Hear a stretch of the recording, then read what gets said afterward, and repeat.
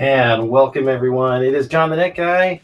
Very excited to be here today with you for a special live stream about the Gamdias Atlas M1 case. This case with me right here, gorgeous looking case. I'll tell you, they reached out to me a couple months ago and they said, hey, we've got a new case we want you to check out. Here's the link to it. I went to that link and I was blown away for a bunch of reasons, which I'm going to get into today. I do want to make sure my audio is working right. I want to make sure everybody was able to get in. Hey, everyone. Because it's a very special day, we have a giveaway today. Not one product we're giving away. We're giving away 3. We're giving away an Atlas M1 case. And we're also going to give away a Boreas fan kit over here. So if you're looking for an upgraded CPU cooler, we've got one of those. So we're going to use that in our build today. We're also going to be giving away the Aeolus. This is their brand new cableless fans. So you're going to get one of these 3 items if you win. And again, we're going to do a progressive drawing. You only have to enter once, which is going to be really awesome. I see checking on the chat. I see a couple people in here. Let me know in the chat if the audio sounds right. That's always a thing we want to check here early in the show. Don't want to go too far without that. So that's the giveaway. I'm going to get you the URL for the giveaway down below. I'm going to put that up right now. Now, the only thing you got to remember is you got to be here to win. So you're going to stick through it. It's going to be about a 90-minute show. I have a very special guest that's going to join us here in about 30 minutes once I finish talking about just the basics of this build that we're going to be doing today. And we're going to have a fun time. He's never been on the show before. Brand new guest, but knows a lot about gaming and PC building. So we're going to be excited to see him. I already see another YouTuber in here, Jonathan Talks Hardware. Thank you so much for joining. If you guys could do me a favor, again, because, again, small channel like this works really well if you share this with your friends. Again, maybe the odds go a little bit down that you're going to win something, but it helps everybody. So thank you so much, again, for those that do share this out on X, you share it on your socials, or do whatever you do. I appreciate that. Like I said, I'm going to pull up the giveaway right here. I've got it like right on the tip of my finger. We're going to bring that up here. So at the bottom, you see where it says thenetguy.com/415. Not case sensitive at all. Don't worry about it. Just type it in any way you want. Thenetguy.com/415. Fill out that form. That's the giveaway entry form. Contest rules are there. So you get all the information about it. It is open only to U.S. residents. I need to clarify that. You can't ship this thing all the way around the world. Some of these things are pretty heavy. So U.S. residents only on this one, and must be present to win. So you just have to let us know in the chat that you're still here, and then I'll follow up with you and get your information and get one of these sent right out to you, which is awesome. So thank you guys again for joining. I see a few people in the chat already. Happy Swedish Guy gives us a little wave. Jonathan says, it looks like you're not using the mic you normally do. Yeah, I'm not. Hopefully the sound is good enough. Let me know if I'm still understandable. Because I've got the special guest, I have to have headphones today. So I'm using my gaming headset. Hopefully it survives the whole time so we can do this. So thank you so much, Swedish Guy in there, for checking in. Jonathan's already entered. He says, I'm in. You only have to enter once, and we're going to do a progressive drawing here towards the end of the show. So you're going to be entered to win all these.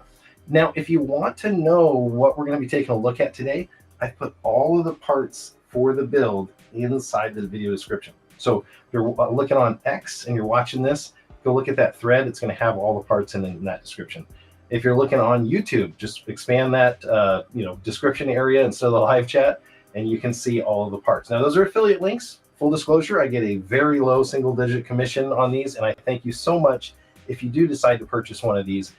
I love this case so much when I opened one about a week and a half ago when I got it and I started looking at it, that I actually bought one of these for my nephew who's 12 years old. He's building his first PC. So give him a quick shout out if you can in the chat. He's going to be following along here. All of the steps in here you can do yourself. So if you've never built a PC before, you want to build something cool that looks like this, get that parts list out of the chat. That's where you can go do it. You can drop it into PC Part Picker if you want and change some things around, however you want to do it. But if you've never built one before, you can do this. And this is one of the easiest cases to build in, which I love. I'll show you a bunch of features about the case that make it better. Sounds like you're in an empty room with a cop, like some cop videos on TV. Well, you never know. I might be able to switch up mics if we have to. Let me know what it sounds like. I know you guys are so used to my overhead mic. Jonathan Talks Hardware is already coming in with, I love the screen on that case. Me too, man. Let's talk about the case here. So we're going to go through the parts, and I will just bring up some of the highlights of them. I've got them loaded up here on the Gamdias website, and we can take a look at that. So the Atlas M1 is an ATX case. What does that mean? Well, the larger size motherboards, the ATX motherboards. So in this case, tonight we're going to build with a B650. So that's the motherboard. This one here is a B550 in this one.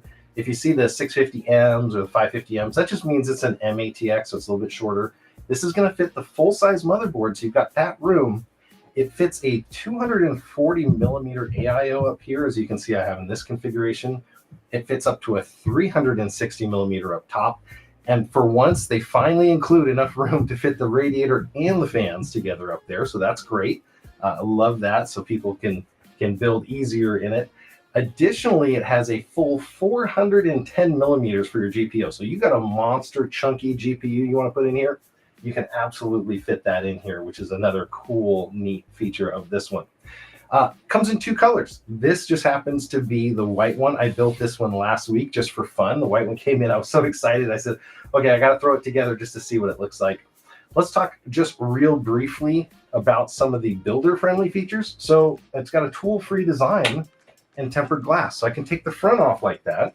So that makes it really easy to build in, right? So I can put my hand in here, I can get to all my parts. The front comes off too. So got to grab from the top there, and you can pull this front piece off. So now if I'm building this machine, I have a completely build-through design. So that fishbowl idea, you can definitely see how that case opens right up. You know, it also has some other neat features that you don't see in a lot of budget-friendly cases. One of the first things I noticed on the back, let's take a look at the back of this one. When you're putting the back panels on, there's two things I noticed right away on this. It has very good ventilation. So the ventilation here is for the AIO or the fans that you might have. So if you don't have very good ventilation, if you have a solid back, or you know, like the NZXT cases, you have that really small strip in the front that everybody complains about. That one cannot let air through. So one, it has that, and two, while there's not a ton of cable management room, they have kept this case so thin. It's really impressive. So when I pull this out, you're going to notice one thing about the front. It kind of notched in there. Well, that's because here, here, and here, there are index notches. So you got these here. I can't tell you how many times I've put together a case and then the bottom's kicked out and then the top's kicked out or whatever, because it didn't actually fit in. This one has very positive notches. Now, if we're again doing a budget build, we don't have a lot of 2.5-inch, 3.5-inch hard drives anymore, but it has spots for your 2.5-inch SSDs, spot down here for one of your 3.5 drives if you want. Additionally, you've got your NVMe on the front. And again, you've probably got 3/4 of an inch for cables up here, a little bit tighter in the mid space, and then you've got the full basement. So unlike the 011 Dynamic, which again, you know, has a lot of the stuff behind the board and it's a really wide case, this one's gone for the height. But you notice one thing, look how narrow this is. So for a full-size ATX case, it's incredibly space efficient. It is a little bit taller than my NZXT over there, but it's a lot narrower. And I'm struggling for desk space width-wise. So fantastic option if you're looking for something to fit. And lots of little things that just seem to make the difference. Like, okay, so here's that back that I was talking about. They have a pad right here, so it doesn't vibrate and rattle. So if you get a lot of budget-friendly cases, it's made out of, you know, very thin metal. When you put it all back together, the things like to rattle. So, you know, little things like that. There's also ones on the front. You know, they have additional padding here around all of the other places where it connects. We'll keep this thing to be nice and quiet. Taking a quick look to see if anybody else is in here. Oh, Nevis, welcome. So he says, greetings. You know, I just want to say, again, this is a completely live show. Let us know what your last PC build was in the chat. I just want to see what you guys have been building. Is it going to be an AMD? Is it an Intel? Is it a 12th gen? I just upgraded to a 13th gen over there. Today, we're going to be building an incredibly fast machine. It is an absolute rocket. I'm super excited about it. We're going to build it in the black case. So by the end of the night, we're going to have both of these cases up and you're going to see what they look like. So that's some of the basics of construction on this. You can see the pass-through here for your 240 millimeter. So whether you use an AIO or you come stock with the 3 fans that it comes with. So again, affordability. good budget ATX case. It's going to come with 3 fans. They're ARGB. The one drawback, and I would say as a PC builder, they're they're not PWM fans. Sorry, they're static fans, so they don't have a ramp up or PWM. Now, a lot of your motherboards will actually let you do that. You can actually configure it in the motherboard to do those versus the PWM. So that's just an option maybe to think about. But then we're going to talk about the additional fan kit, which we're going to do kind of as an upgrade today. So I'm not too worried about that because we're going to swap these fans out. But that's a little bit of the tour of the Atlas M1. I'm going to talk about some of the other parts, and then we're going to get to building. So if you got any questions, feel free to do that too. Albert says, hides my cable management. Hides that cable management. Yes, it does. Well, as you might have seen, I didn't do a lot of cable management on this one. There's YouTubers that have time to do cable management, and then there's ones that put out content, and I don't do much of either. So it's great to have Gamdias again as a sponsor today. I want to talk to you guys a little bit about just the company itself. When I had 500 subscribers, they reached out to me. They saw some value there, and they said, hey, do you want to check out, I think it was the Talos case series back then? And I said, absolutely. And I made a couple of videos on there. I still get comments on those videos to this day. That's in such a great video series, and people are still buying and using that case. So they've been around for a very long time, specializing in a lot of good-looking RGB cases. So they got lots of lighting in here. Affordability is the key on this too. They're not going to be some crazy high-end, over-the-top pricing when you're looking for stuff. So, you know, it's somewhere in the mid-range, mid-budget range. We'll talk about some of the other parts here as well. So I'm going to go with the Boreas fan. Now, I've got a very fast chip going into this thing. This is going to challenge this thing, but I did some testing earlier. And we're going to talk about why an air cooler, not an AIO, might be the right fan for your next build. And there's a bunch of different reasons why. And you would be surprised of a new generation air cooler, how much performance you can get out of it. So this has a 120 millimeter fan on it. There is no RGB on this one. So again, fairly straightforward, but it has a couple tricks up its sleeve. It's going to work with all of your Intel, your 1700s. It's going to work with your AM4 and AM5. So that pretty much covers most of them. So that's what our cooler is going to be in the solution today. I got to switch over and talk about the Gamdias cableless fans. Let's take a look at it more up close. I got 2 different versions of this. Now, Gamdias went through a few series here. So you see this is the P2 1203. So you can actually decipher those numbers. So you've got your M series, M1, M2, M3. I'm going to go over here and actually grab one of the Aeolus M3 just so you can see the difference here. So this was their prior generation fan kit, and you see that it has the ring all the way around the outside. On this one, they've made an incredible amount of upgrades. So this has a ring of RGB around the outside. It has infinity mirrors and no cables. So what does no cables mean when you're talking about fans that look like this? Well, you know, on the the P2 here, you're going to be able to link the fans directly together. So you can snap these fans together, then connect it to another fan if you need to, or directly to the controller or the ARGB.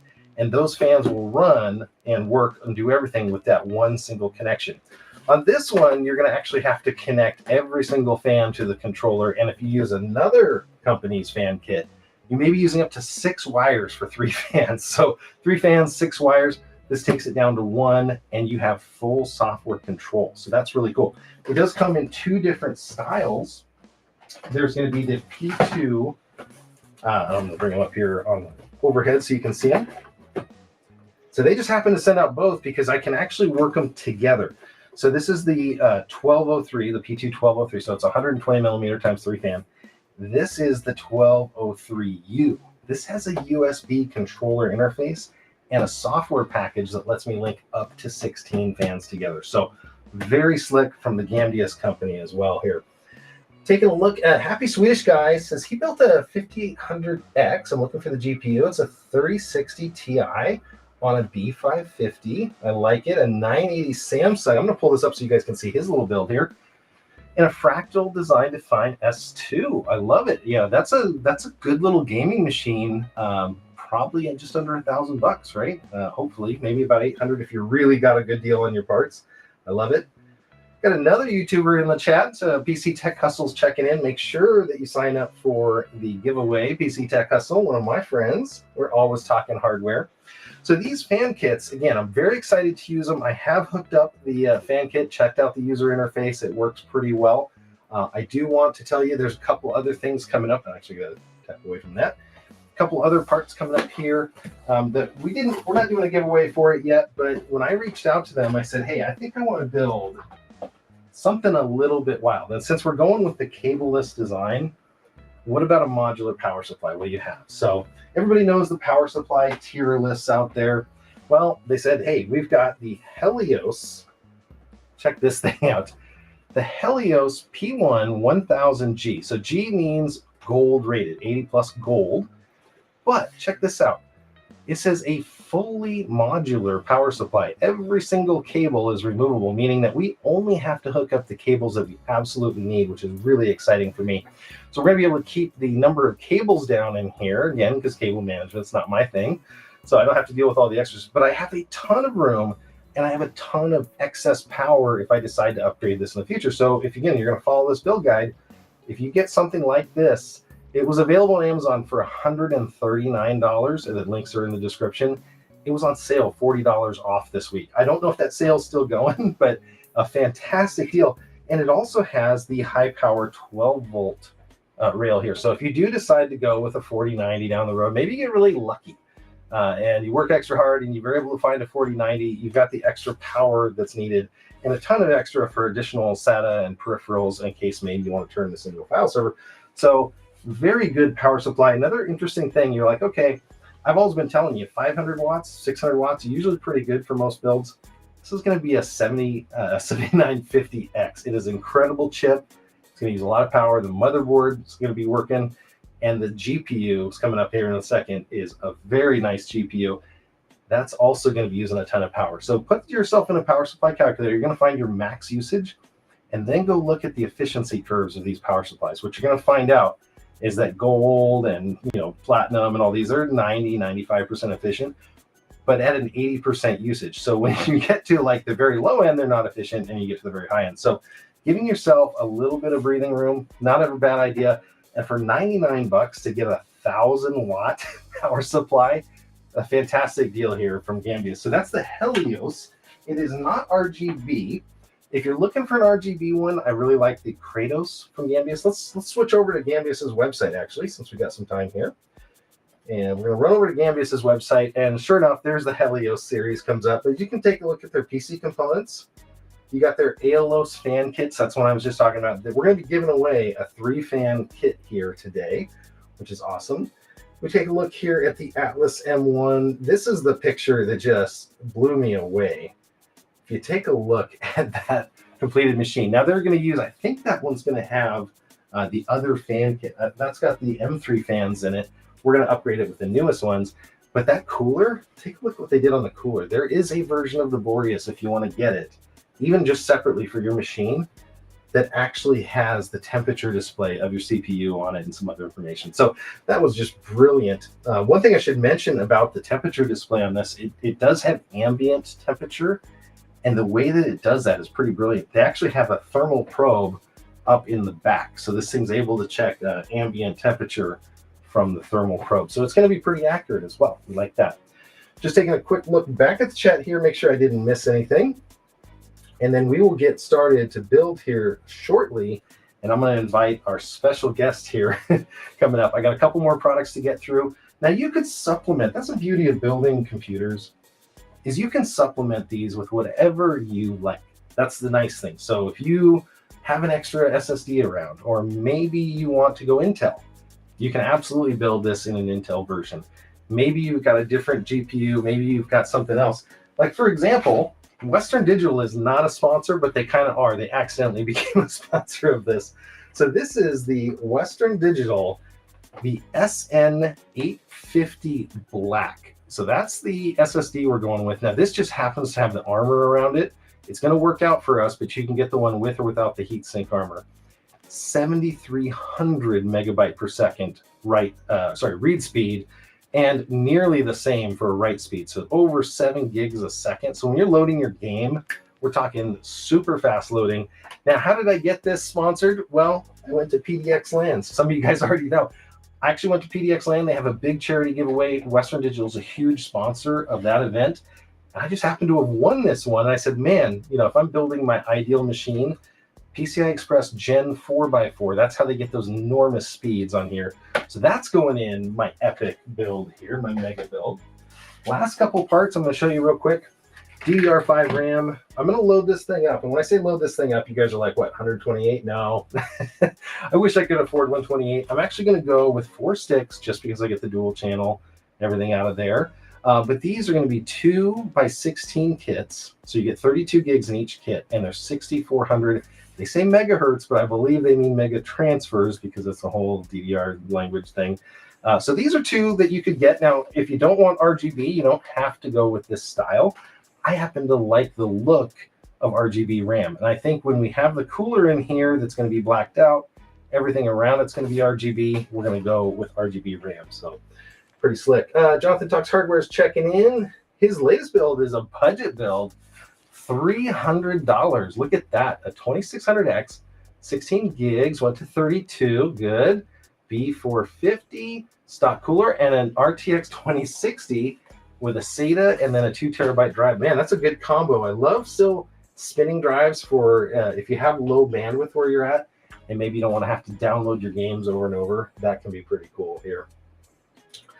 The Swedish boy checks in 17 to 1800 US on parts. It's expensive here in Sweden.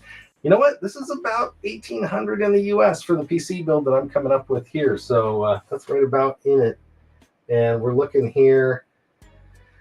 Jonathan's talking, debating on looking at an aftermarket cooler. Hey, you know, if you win the Boreas, I'm sure it will work with that socket. So that will be kind of fun. We'll try that out. So again, that was the RAM that we're going to put in it. Just taking a look at our list, make sure I covered everything. I've gotten through most of the stuff except our GPU. Now, we've got a friend coming up that's going to know more about the GPU, so we'll talk about that in a second. I'm going to go through the motherboard I chose for this one. Part of it was economics, and part of it is just reliability. I've had some trouble recently with the Asus boards. I bought an Asus ITX board. I sold the PC on Java. And wouldn't you know it, it's the only PC I've sold on Java that I actually had issues with like a month later. Like it's been burning for a month. I sent it off to the guy halfway across the country, and it just one thing led to another. Had another YouTuber help me figure it out because it was closer to ship to him, and it turned out it was a bad motherboard. So, you know, you deal with those kind of things.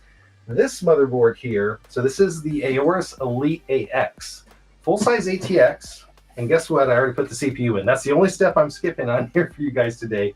I promise we'll do the rest together, but because of the pins and not wanting to damage some of that and get this all working, I'm going to leave the CPU in. But again, you can follow the instructions on how to do that. So this is the motherboard I chose. It's going to have a ton of M.2 space for it. But one of the things that I really like is integrated Wi-Fi. And I know we shouldn't use Wi-Fi for gaming and gaming motherboards, but I like the convenience of having integrated Wi-Fi, especially if you're going to sell PCs that you build. You don't want to have to go hunt down Wi-Fi dongles and adapters, and the dongles never have really good signal. Also has 2.5 gig, and you know there was a meme a long time ago about USB ports, and it showed a backplate that was all just USB ports. We're getting close, right? How many do I count here? 1, I've already got my adapter in there. 2, 3, 4, 5, 6, 7, 8, 9, 10, 11, and 12. We've got a dozen USB ports on an integrated backplate, so you can't lose this thing, which I really like. It's going to have your standard audio. You know, a couple options, display port for video out, but you're really going to be using a GPU if that's your bag. So, hey, speaking of GPUs, I happen to have a guest coming in here. We're going to come back to this motherboard in a sec because we're going to talk about the Sapphire GPU that I have. So, who's better to talk about Sapphire GPUs than Sapphire Ed? Are you ready with us, Ed? That was an amazing segue. So professionally smooth. I love it. Well, we've been friends for a very long time. I have to say, you're the one friend that calls me up on a Friday in your backyard, you know, having a good time, and we talk parts. And so I said, what better to have on the show today than somebody that knows how to talk PC parts? If only I was outside with a cigar and a brandy while we were doing it. I love it. For the people that don't know, Ed, why don't you tell them who you are and what you do? My name is Edward Chrysler. I'm the North American PR representative for Sapphire Technology. I'm also the company's gaming evangelist, which means I get to go around to LAN events and play video games, which is the coolest job on the planet. I wish I could get paid to go to those LAN events. That's a good idea. I got one coming up. Oh, where is that? We're going to Million Man LAN in Louisville, Kentucky, the end of July. I love it. I love it. Somebody says, wow, that's a lot of ports. We just got through that 12 USB ports on the backplate. I'm down. You know what? The more USB ports you add, though, it becomes kind of silly at some point. I heard somebody the other day, they were talking about, it was on the AMD Discord, and they had the guys from Be Quiet. And they were talking about how many USB ports they wanted on the front of a case. How many do you need? Okay, I've got a USB-C, 2 USB-As on the front of my case. One USB-A gets used all the time for my wireless mouse dongle. But that's it. I don't even unless I'm going to hook up an external hard drive. I don't use them for anything. And with the cloud nowadays, I don't even use the USB keys anymore. I never thought I'd be thinking that, but no. I use USB keys a little bit. I use them for if I have to transfer files in the house, because some of the PCs in the house aren't on the network. Well, they're not. Yeah, they're on the shared network. They're on the internet. Speaking of which, I got a grump with you. Why would you say no Wi-Fi for gamers? Okay, it is getting up there, but there's still if I've got a hardwired or my 10 megabit connection, if you've got the option, I get that. If you go over to, here comes a quick plug. Here we go. If you go over to sapphiredation.net, you'll see an article I wrote that it's the current article where I wrote an article talking about how Wi-Fi is very viable for gamers right now. Okay, I'm pulling it up. If you can't run a network cable, who cares? You can do, if you've got Wi-Fi 6 or 6E, you can game all day long on it. You know what's funny is my stepson is in the Coast Guard. We got a whole bunch of content coming up about him. He had a funny story coming up, but he's still on Wi-Fi and he is playing Apex all the time on Wi-Fi. So I have to maybe caveat that. Maybe it's just the old school in me, but let me know in the chat what you guys think of Wi-Fi for gaming. And that's a great article. I'm gonna have to bring that up. It didn't pull up right now, but we'll try that. We got to talk about GPUs, Ed, since you're the GPU expert here. I'm going to try to put you on the side here while I grab the GPU. Now, Sapphire sent out a GPU that's worthy of a mega build, the 7900 GRE. What's so special about these GREs? Well, the GRE is probably a great... It's a extremely good 1440p card, but it's capable of being a gateway into 4K. So this gives you that bridge position. So if you're not sure, if you've got 1440p now and you want to go to 4K, this is a card that's worth consideration, and the price point's reasonable. Absolutely. The Nitro version you've got there is a beast. Triple slot, amazing cooling for this chip, just incredible cooling. RGB on the top and on the bottom. Now that was an interesting discussion when we did that. Does that have the RGB on the bottom? Maybe I don't know if this one does. Is that the newest one? Okay. They might have taken it off the GRE. Okay. Because I know when we did it, there was a discussion, and the reasoning behind it was there's all this move to those vertical graphics cards. It showing off in front of the case, so the bottom gets to show off its RGB then.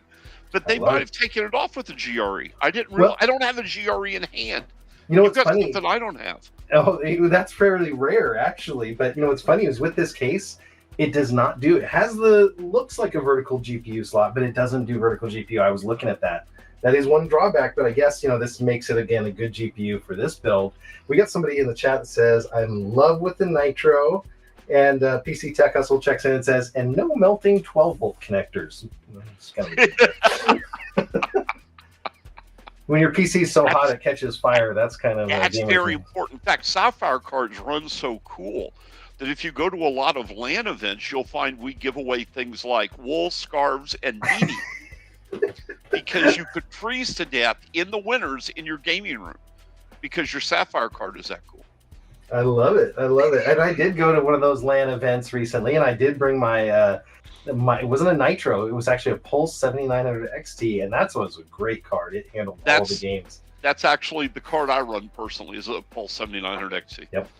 For this build, I wanted to check out the GRE. We're going to throw it in here in a second, and I brought you along for this build so that you can kind of talk them through, you know, some of the things maybe I missed. You'll be my ombudsman here for the audience if I do something wrong. How about that? I'll be your Jiminy Cricket. I'll sit on your shoulder. There you go. Tell you all the crap you're doing wrong. Just for people, so you know, if you're going to be doing the giveaway, I did move the giveaway down here, and it's only because when I have a guest on here, for some reason, if I do this view, which is the view I wanted to, there it goes. It popped you up in the corner here. Yeah, but it's overshadowing your powered by. You know, I'm going to have to do something different someday. You know, they get what they pay for in this one. This is a sponsored stream, so I got to be in full disclosure about that. But again, I would do this. Don't tell them.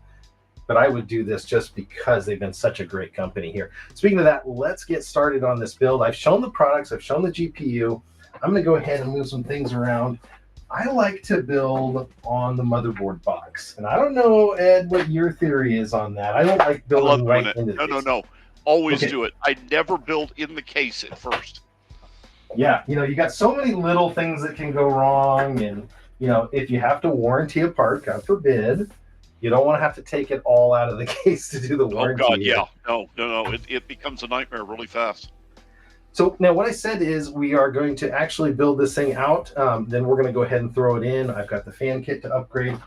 Just to show you what comes in a normal motherboard case. Normally, you're going to have a cover that's going to go over this. Now, of course, AMD finally went with the LGA sockets. So you've got the pins in here. So you got to be really careful on your motherboards. It was kind of funny because I buy a lot of used CPUs and used parts. And that was the number one thing people return motherboards because they damaged them somehow. So leave this on there for as long as you're going to do it, and put the CPU in once, and don't keep taking it in and out if you don't have to, right? Accidents happen. But, you know, some basic things that you're going to get in here. You're going to get that Wi-Fi adapter. So again, if we're on the 6E Wi-Fi band, that's good. You're going to have a SATA, which nobody's going to use anymore. Because honestly, you've got so many M.2 ports on this, and you're going to have your little tiny, you can't find these once you lose them, so be real careful with them, the M.2 screws. And then this one does include a block, which I thought was kind of cool. And which board is this again? This is the Gigabyte B650. It's the M.2 screw. What's that? You don't need the M.2 screws. They've got those... well, mine do. My Boreas has the quick release buttons. I will take this off. It's hidden underneath here, and this is kind of funny too. The other thing, it has a cable block, so you just put your cables in and push them down one time, and you don't have to deal with like trying to get down to the edge of the case and slide them in. So I think that's a really nice feature as well. You know, there's a trick you can do that you don't have to have those. Okay. Is this a YouTube short I need to look for? So take a moment and look at the front lights and power connections, and then look at a USB 2 header. Okay. They're identical. The pinouts are 4x5. Yeah. And you can use a USB header extension, plug it into your motherboard for that, and then it's as simple as at the back of the case, plugging these in. Oh, none of these dealing with that tiny plug crap. You know, I think we're talking about a hack there. I never knew that one. I built a lot of PCs without that. I've been doing that for years, man. Okay, so let me do this. I'm going to take a couple things. One, I have taken off the stock cooler clips. So the AM5 had the stock cooler clips. I am going to take off the M.2 cover. This is going to take a small screwdriver, but exactly what you were saying, and I realized this once I finally took the heat sink off. They've actually gone to these, just a little push down tab, which is awesome because again, you lose those screws. I can, through the magic of the studio, bring this in a little bit closer like that. Okay, so we're going to load up the Boreas fan, if I can find it right behind me. We're going to bring this CPU fan in because I need to get that on there. You could do it before or after the RAM, but RAM clearance-wise, I want to make sure I get some clearance here. And again, I'm showing you every single step to build this machine except putting the CPU in. So you might have to Google that, but it's not hard. It's the same exact way whether you have the AM4 or AM5-based CPUs. So inside the Boreas kit, I'm coming back out here. They're going to have the instructions that you need. This thing is compatible with just about every CPU. Because AM4 and AM5 are pin identical here for the outside, there's some questions about pressure, but that's a whole other story. This thing is going to work, and you're going to see the instructions are exactly the same for AM4 versus AM5. LGA 2011, it's going to have that in there. It is going to have a lot of little pieces. Don't get discouraged when you have all of this coming out. Take some time to, again, sort your parts as you get these things out. I'm going to put this off to the side. Now, it comes, and I've already put this in, so again, you're going to see some things that may not look exactly like yours. It's going to come with everything nice and covered. It is a heat pipe air cooler. Now, this one right here, we're going to talk about why this is so efficient in just a second, but one of the things I notice immediately is how tight the copper is on this. And if I run my fingernail over it, it's smooth. It's almost like it's lapped from the factory. And I know there's a whole bunch of YouTubers that do that. Now I tested, this is my old favorite, the Vetru V5. And I had this cooler on here and I tested in Cinebench. Now look at how much gap there is between the copper on a 5-pipe heat cooler. Same thing on this other one. So there's aluminum and copper, obviously.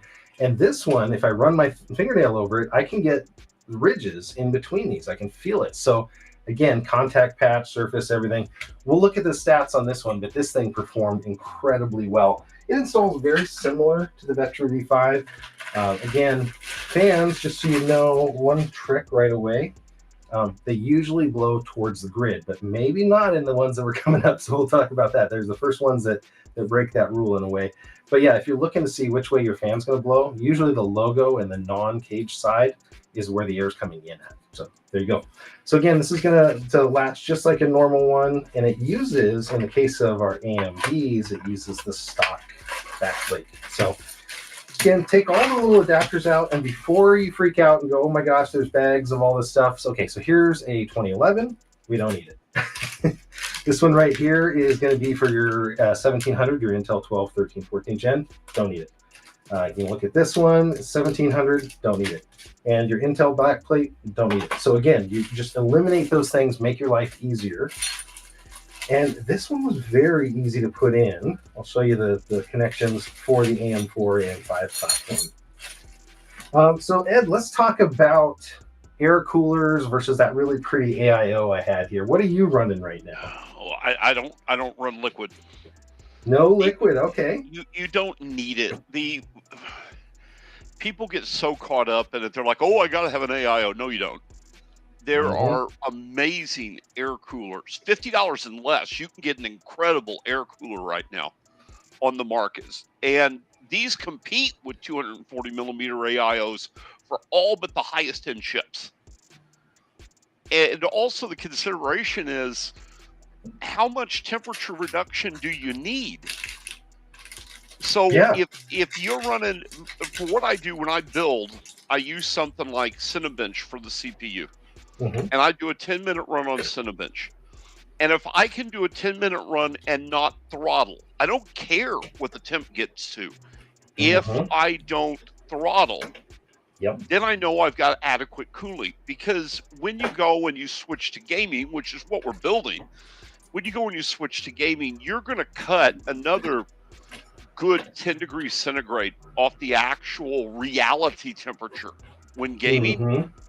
And if you're not throttling with Cinebench, there is no way you're throttling in a game. Yep. It's funny, actually. I ran in Cinebench. This chip that I have here is way overkill for even an air cooler, even a 240. I ran a 240 and this together. I have the exact results that I can pull up later. They're neck and neck. And, you know, both of them, you know, the air cooler honestly did just a little bit better than the AIO. Both of them got up to that temperature because this thing's 32 thread, 16 core, you know, 200 watt TDP. Yeah, it's a little overkill for a gaming rig. Like you're saying, yeah, what's funny is I paid not even close to retail for it. It's a whole long story, but yeah, I would not normally throw this in a gaming rig. But like you said, I'm not even going to use half the CPU when I'm gaming. I'm guessing. When you get ready to put on the thermal compound with the Okay. direct contact heat pipes, there's an old trick we used to do, and I'm not sure how much it's needed with that cooler by how smooth you said it is. A Yep. lot of the direct heat pipe coolers had the problem there was always a tiny gap between the heat pipes. Yep. Yep. So what we would do is we would take some thermal compound and actually put it on the cooler and smear it in to get it into those gaps. And What's that fun? keeps better thermal contact across the board. Yeah, no, I'm going to do that your way. I like that, and it makes complete sense. I'm going to do that your way just a little bit. Now we still use the thermal compound on the chip, but that light smear over the cooler to get all those gaps filled in.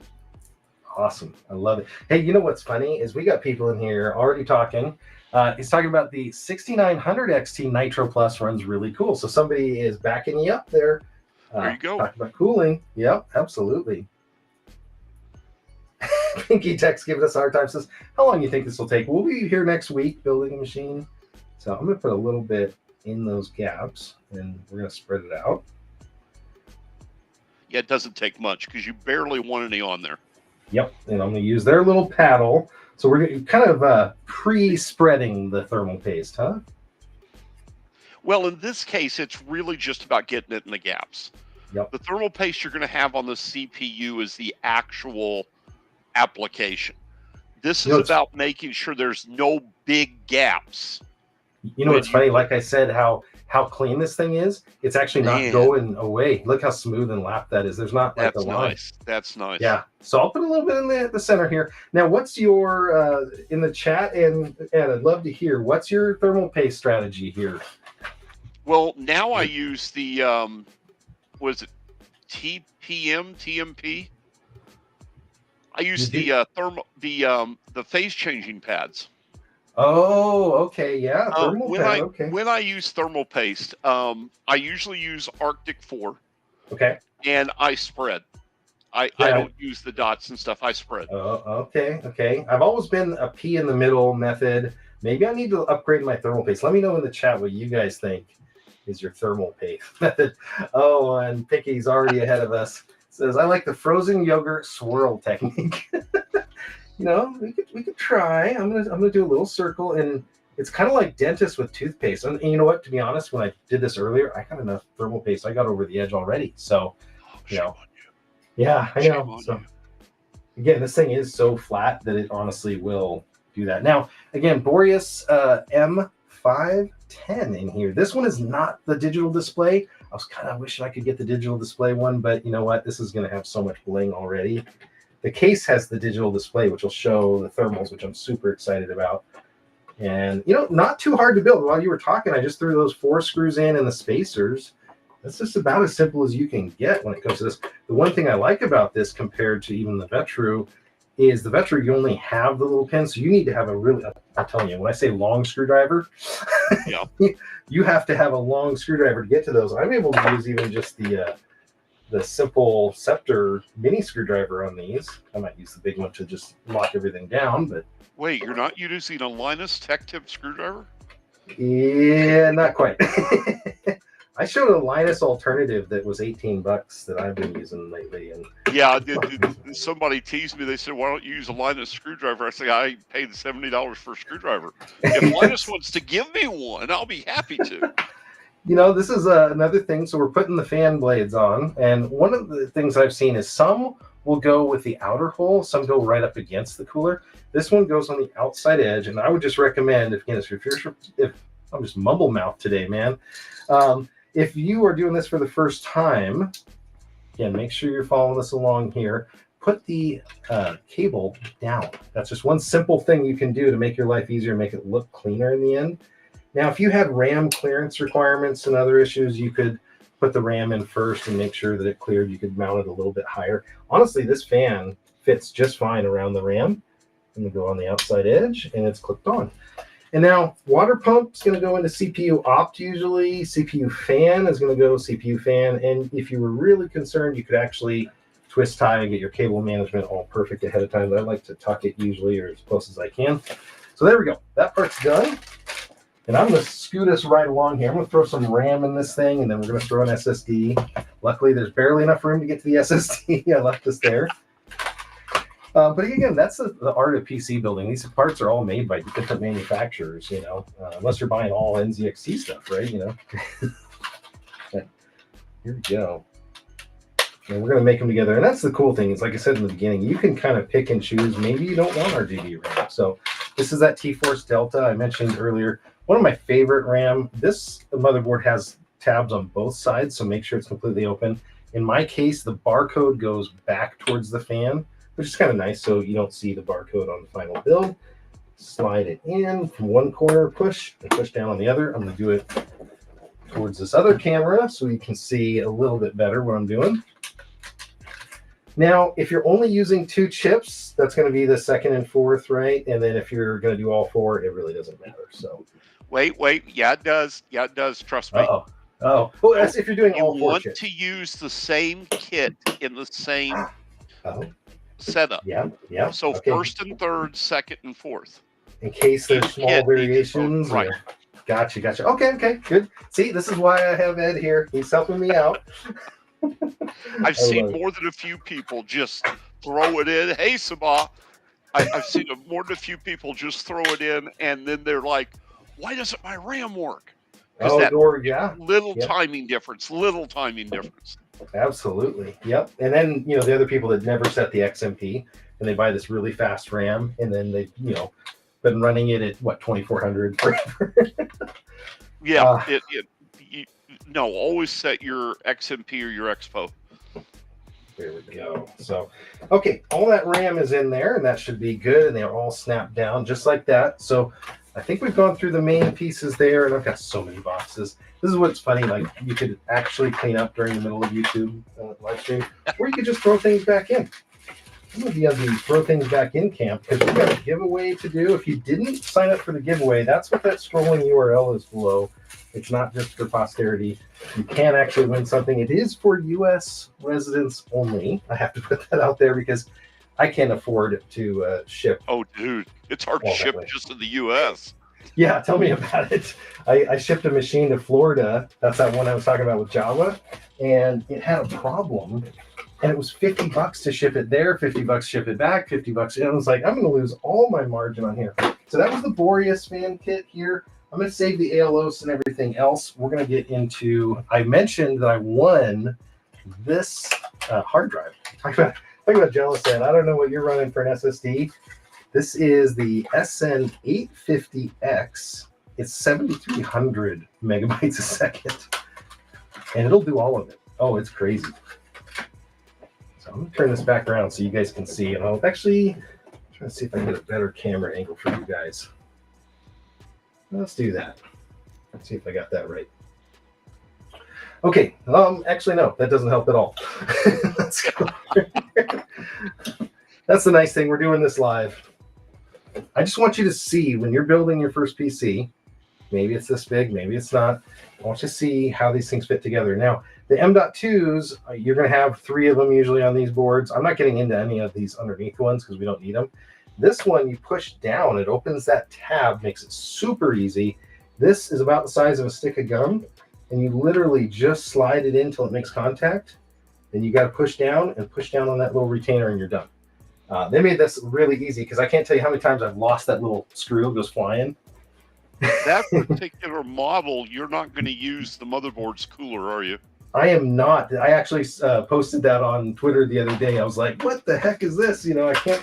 You can get that cooler off, but it's built in, and I figure why not? And, you know, there's one other advantage I was going to say to air coolers, a couple other advantages. There's some passive air going over this heatsink, whereas if you have just a pipe, you know, if you've got one of the standard, you know, water blocks there, you're not getting any extra air. So interesting. That's one of the advantages of the top-down coolers when you've got small form factor builds. Oh, absolutely. That air splashes everywhere. That would be great. Okay, think we've got everything except the power supply. So let's talk about that. 1,000 watts. It is overkill. I think I covered that. I recommend everybody use a power supply calculator. But one thing I mentioned earlier before you joined, power supplies are peak efficient at like 80%.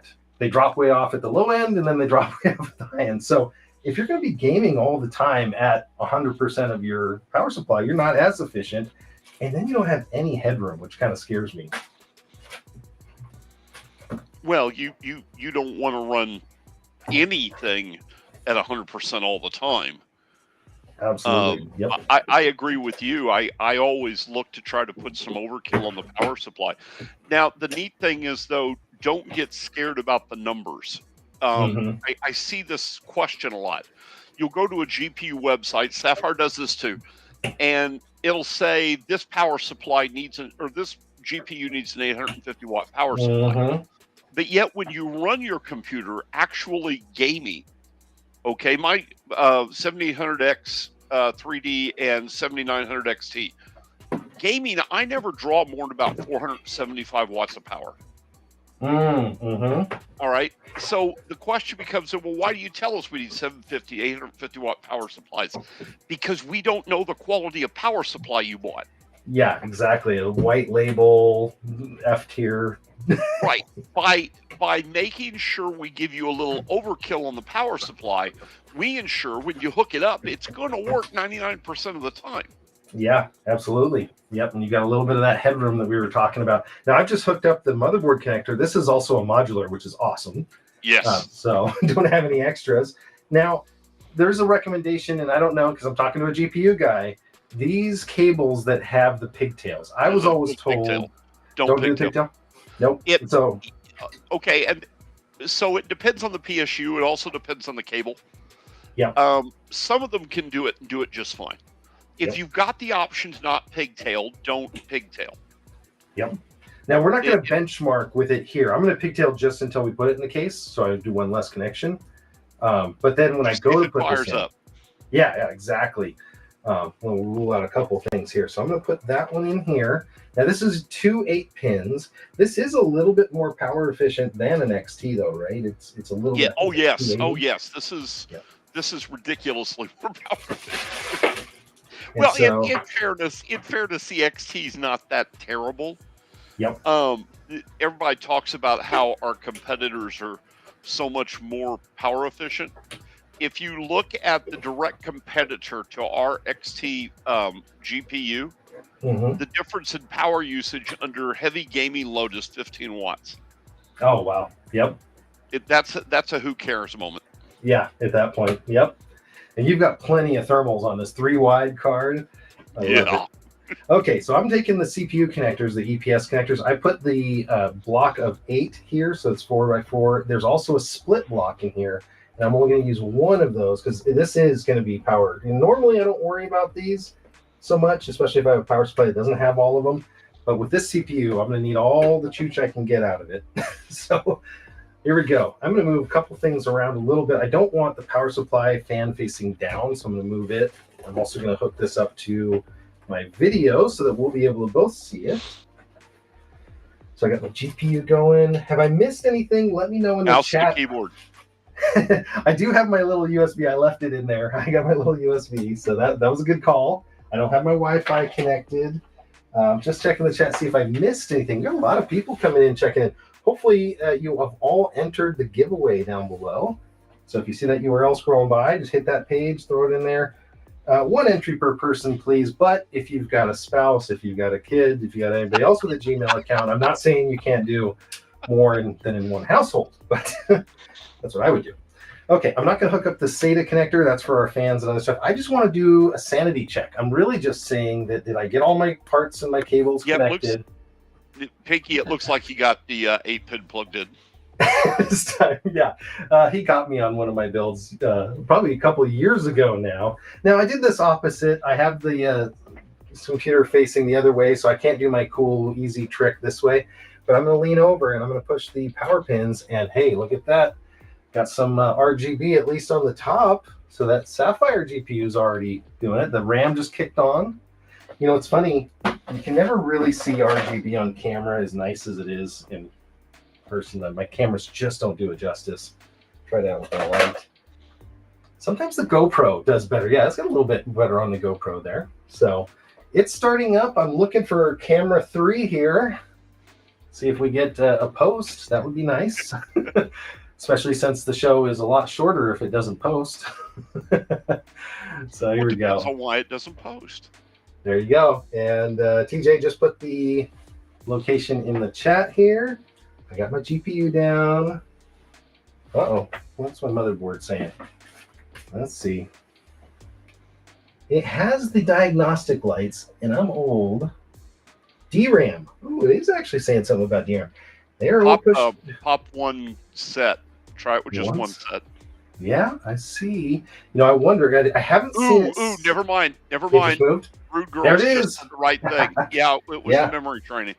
You know, that's a lot of times people build and then you know it takes so long to start up, just like that did, and you get nervous, like me. We forget that. Yeah, exactly. So it was actually just starting up, and it'll even reboot 3 times at least, and it's doing the training.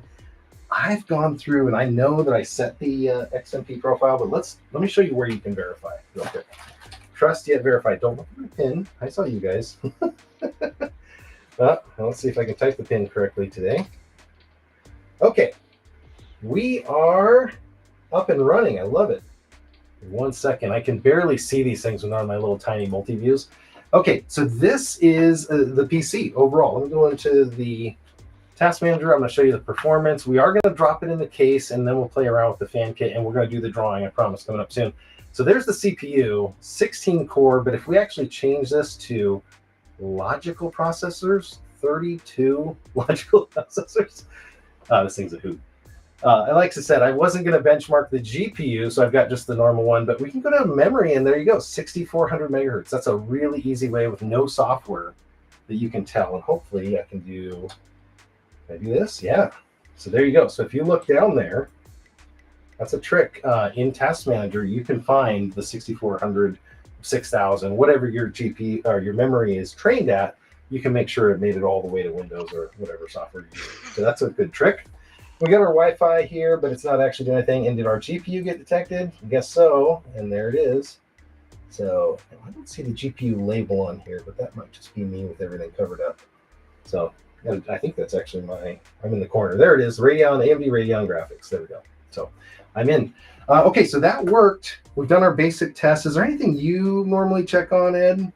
Well, once I get the basic build done, and I don't turn on XMP at first. I run this purely stock at first. Okay. Once I get this up and running, I typically throw on a general load. Okay.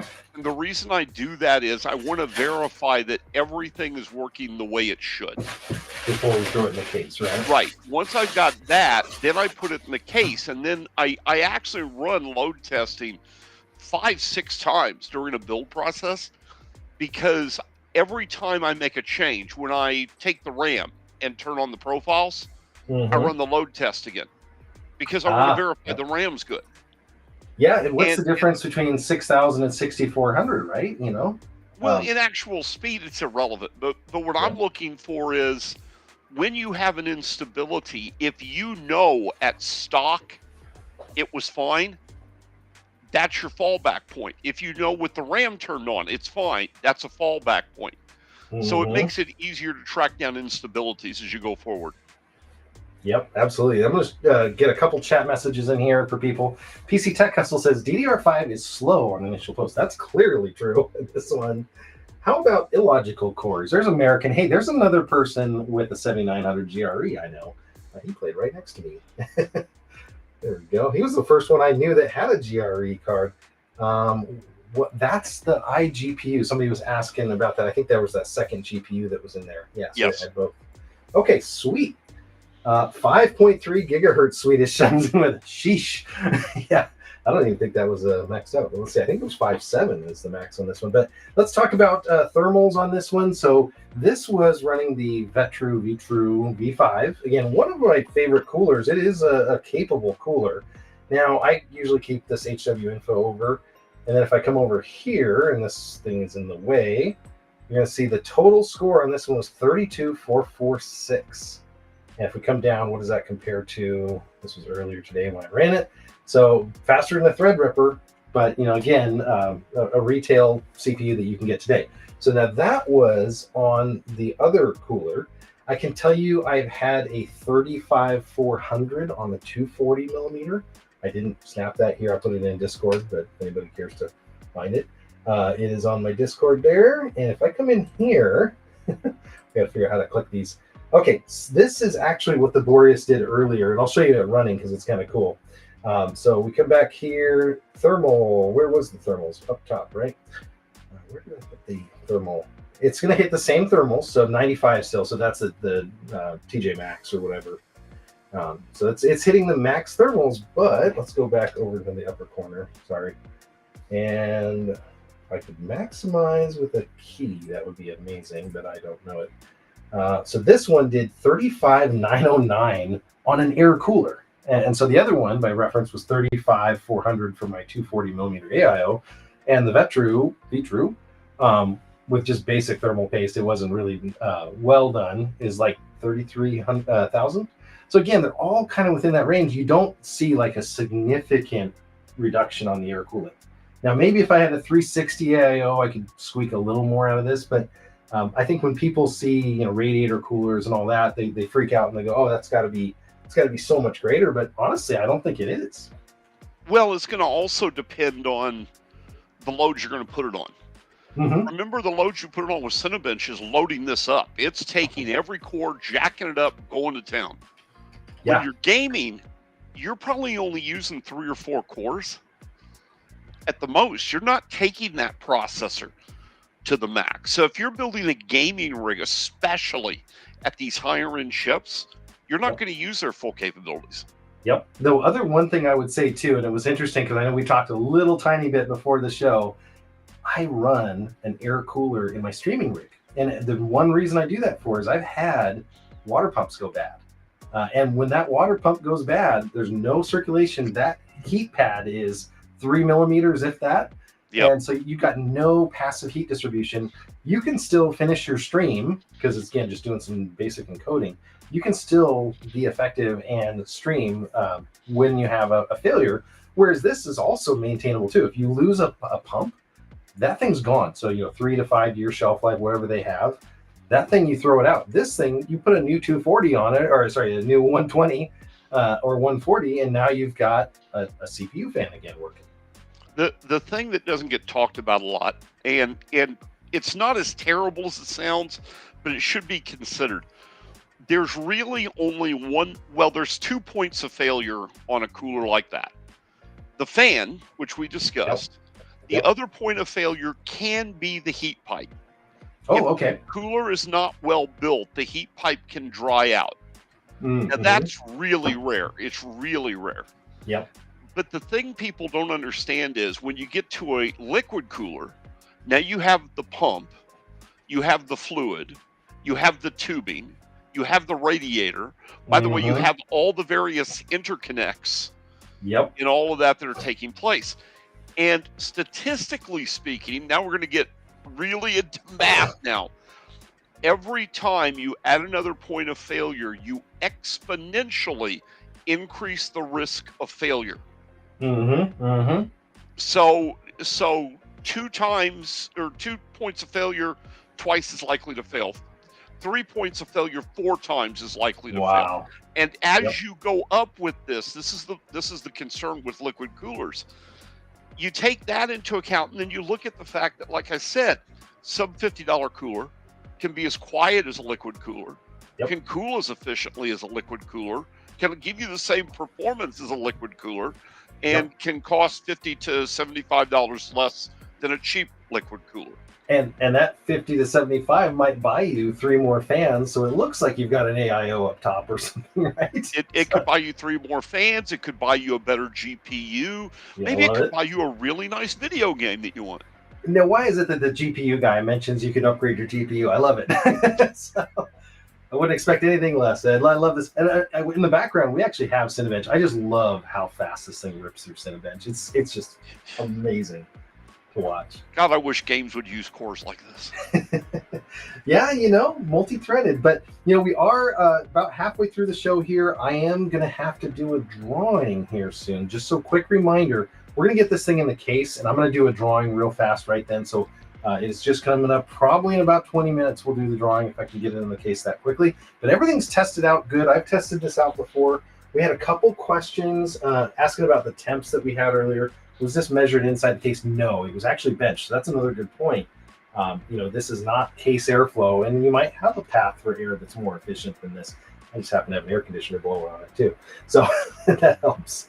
So I'm going to shut this down. And Nina Stark says, great build. There we go. Yeah, so it went successfully. I haven't had them all successful, as PC Tech Hustle reminds us. Every once in a while. And we can do the heaven benchmark and other stuff, but I'm just going to do that when we actually get to the other side here. So I'm going to give it another touch on the shutdown button and see if it's set to soft shutdown. There we go. And then we'll get that case out. And like I said, this is a very easy case to build in. It's one of the things I noticed immediately. And yeah, you can spend more on a case. I think the highest I've spent on a case is almost $200. This case right now, the white one, was on sale for $76. So, again, that's about what you're saving on your coolers, right? So there we go. Unplug these. Another thing you're going to be amazed at when it comes to actually building inside the case. I'll show you a trick on this one. Because some cases, again, some of those really small ITX builds, they're just a mess. Like the NR200, that was a challenging one to build in. There's definitely more effort required. I'll show you this case. This is funny. So now it's not incredibly heavy, which usually is a sign on a case. If it's super light, that can be a dangerous thing. So I'm just getting my screen set up here. So that can be dangerous if it's not super heavy. But in this case specifically, and I don't know if we're going to be able to see all of this. I'll try to get my cameras all queued up here the way we want. Okay, I'm going to lift this up. It's a tool-free design. So I pull this off, so that helps, right? Get that out of the way. The front clicks off too. So the front clicks off, so now I can get to both sides of the tools.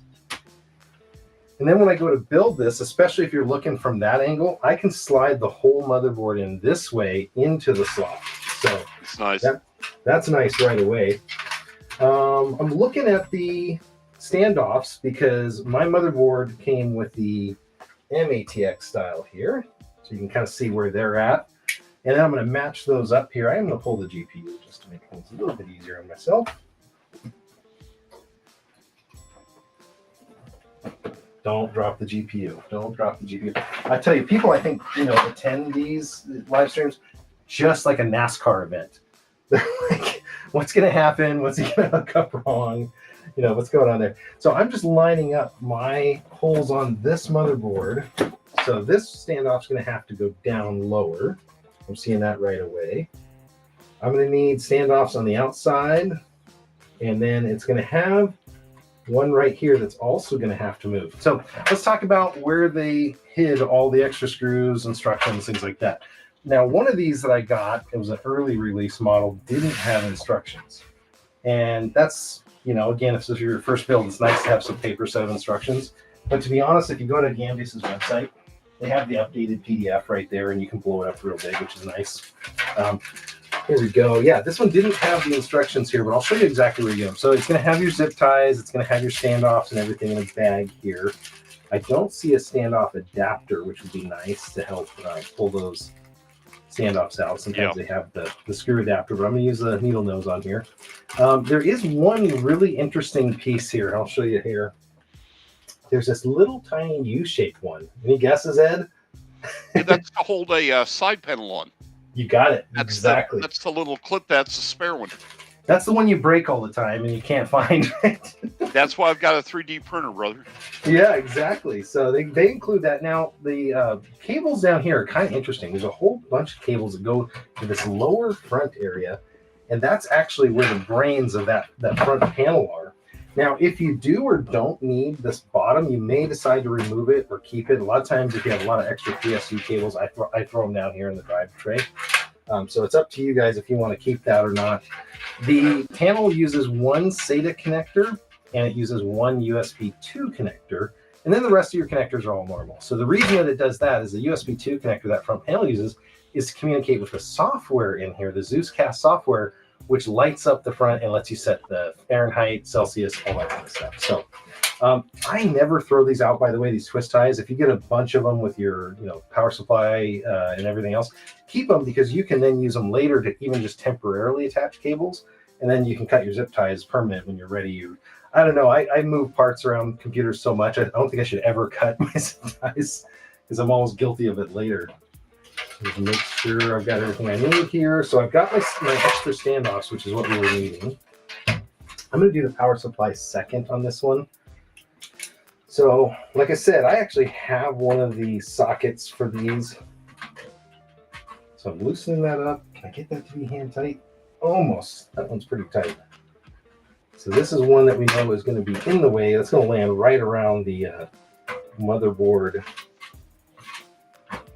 fan area. Okay, so I'm going to move this one all the way out here. So I've got one to the outside. And the other one that I have to move, just every motherboard can be different. So you're going to have to just look at where all of your standoff holes. You don't want one of these scratching the bottom of your multi-layer motherboard.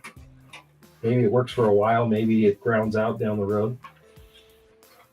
And if I was to say one other little nitpicky thing, and we're going to see it here in a couple seconds, I've got this really nice I/O shield that's integrated. I don't have to worry about all that. The connectors for the covers, for the slot covers back here, they are just push out. They're not all screwed. No. Yeah. If there was an upgrade that they could do, and that's why I always line up the motherboard and get the GPU figured out. And it is one of the most common first-time building mistakes. I think you can actually push these ones outward, though. Yeah, you can. It looks like these ones will push outward. We'll try that, just in case. I miss on the standoffs. Remember when the on that second column, middle row, they used to make those where there was a nub on that one and not a hole, and it made it so simple to center up your motherboard and drop it in. Yep, exactly. And you can kind of wiggle. That's what I actually put that first screw in. You're skipping ahead, Ed. I missed that. I missed that nub. Yep. I love this. War between computer parts companies is amazing for us. That's somebody wrote in the chat. I someday decide if I want to put the chat. I know a lot of people do this, and I'll just throw it in there for a little bit. We can put the chat up alongside us. Here we go. You guys be good. I don't want you to get me in trouble here, on YouTube. But there's such great information, and that's the neat thing about YouTube as a platform, and Twitch and everything else. And there's so much great advice you can get, and most people are good about giving advice, and not, why did you buy that? Oh, that was awful. Okay, so again, a standoff little socket that they include, just the adapter, would be really cool here usually. You don't have one generic one? I do. Actually, I have the little socket thing, and I just don't know where I put it. I think it was upstairs. I actually bought a little socket. It's like on the end of a screwdriver, but it's permanently attached. It's not a socket, but it's the right size for that standard, and I can just poke that down in there and twist them on and off as needed. Oh, yeah, it is nice. I'll say, though, like some of these can be really hard from the factory. I've seen those where it's like you probably do need a pair of pliers to get them started, and then that could help. And then again, if you're selling an ATX case, I would almost configure these all for ATX, because a lot of people, almost nobody that knows, buys big case like this and then puts an ITX or an MATX in it, right? So I don't know. Yeah, not a full-size case. Why would you? Yeah, and it's funny because we were showing this dimensions earlier. It's a little bit taller, I think, than my NZXT 510 over there, but it's actually narrower. In my desk space, the width is what I worry about, especially with a couple monitors on there. So I'm almost done putting the standoffs in. That took 20 minutes. Uh, so if they configured this for ATX out of the factory, that would be kind of nice. They included the standoffs anyway. I can't imagine it would be much more effort. Those are down. We did say we were going to test the GPU. That was the other thing. So when I put this thing in, we were going to see if I can get those GPU slots to push outward. So if I do a newbie mistake, so I'm just lining these up. I'm going to take this fan. For some reason, the cable is routed down. I think that's the thermal probe. I'm going to look at that in a little bit, but put this over here. Now, if you are having clearance issues, and technically I could snake this in here, I think I still can. This upper fan is completely removable. So never feel bad about taking the 4 screws out of this upper fan and moving it. But I was actually able, I'll turn this around so you guys can see it. I was able to get the motherboard all the way past in there. And that's the thing I love about those integrated. It's all the way right up against where I want to be. And make sure, again, the nice thing about these, you don't have those things poking in your grounds. That got, last time it got me. Okay, cool.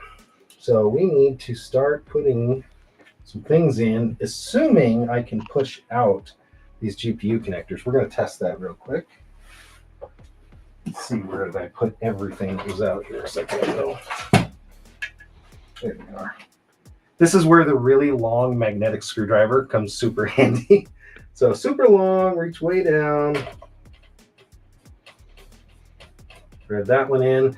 And I just did the center one right here that you were talking about. So if I hit that center one, I've got a lot of wiggle in that motherboard. You can see I even got some cables that went around that I can modify. So I'm going to put a few of these in. I may not do all of them. Sue me. We'll see. So I'm going to push that motherboard a little bit forward. Okay, here we go. So one person was asking when I was doing kind of the pre-show on Discord, I was having some fun playing with the white one. They asked how much room was available for the ATX connector. So you can see we're going to want to run that one down. There's a ton of room here. There's probably a good 3/4 inch. But on some models of this style, they don't include a lot. You can get pinched in there. So this is That's what Dremel tools for. Well, we did that one theme build, and I did happen to use a Dremel to modify an old HP workstation case. I've done it before, but I try not to. But yeah, you can see why I use the Linus screwdriver is not doing this, I'm telling you. That corner, look at that.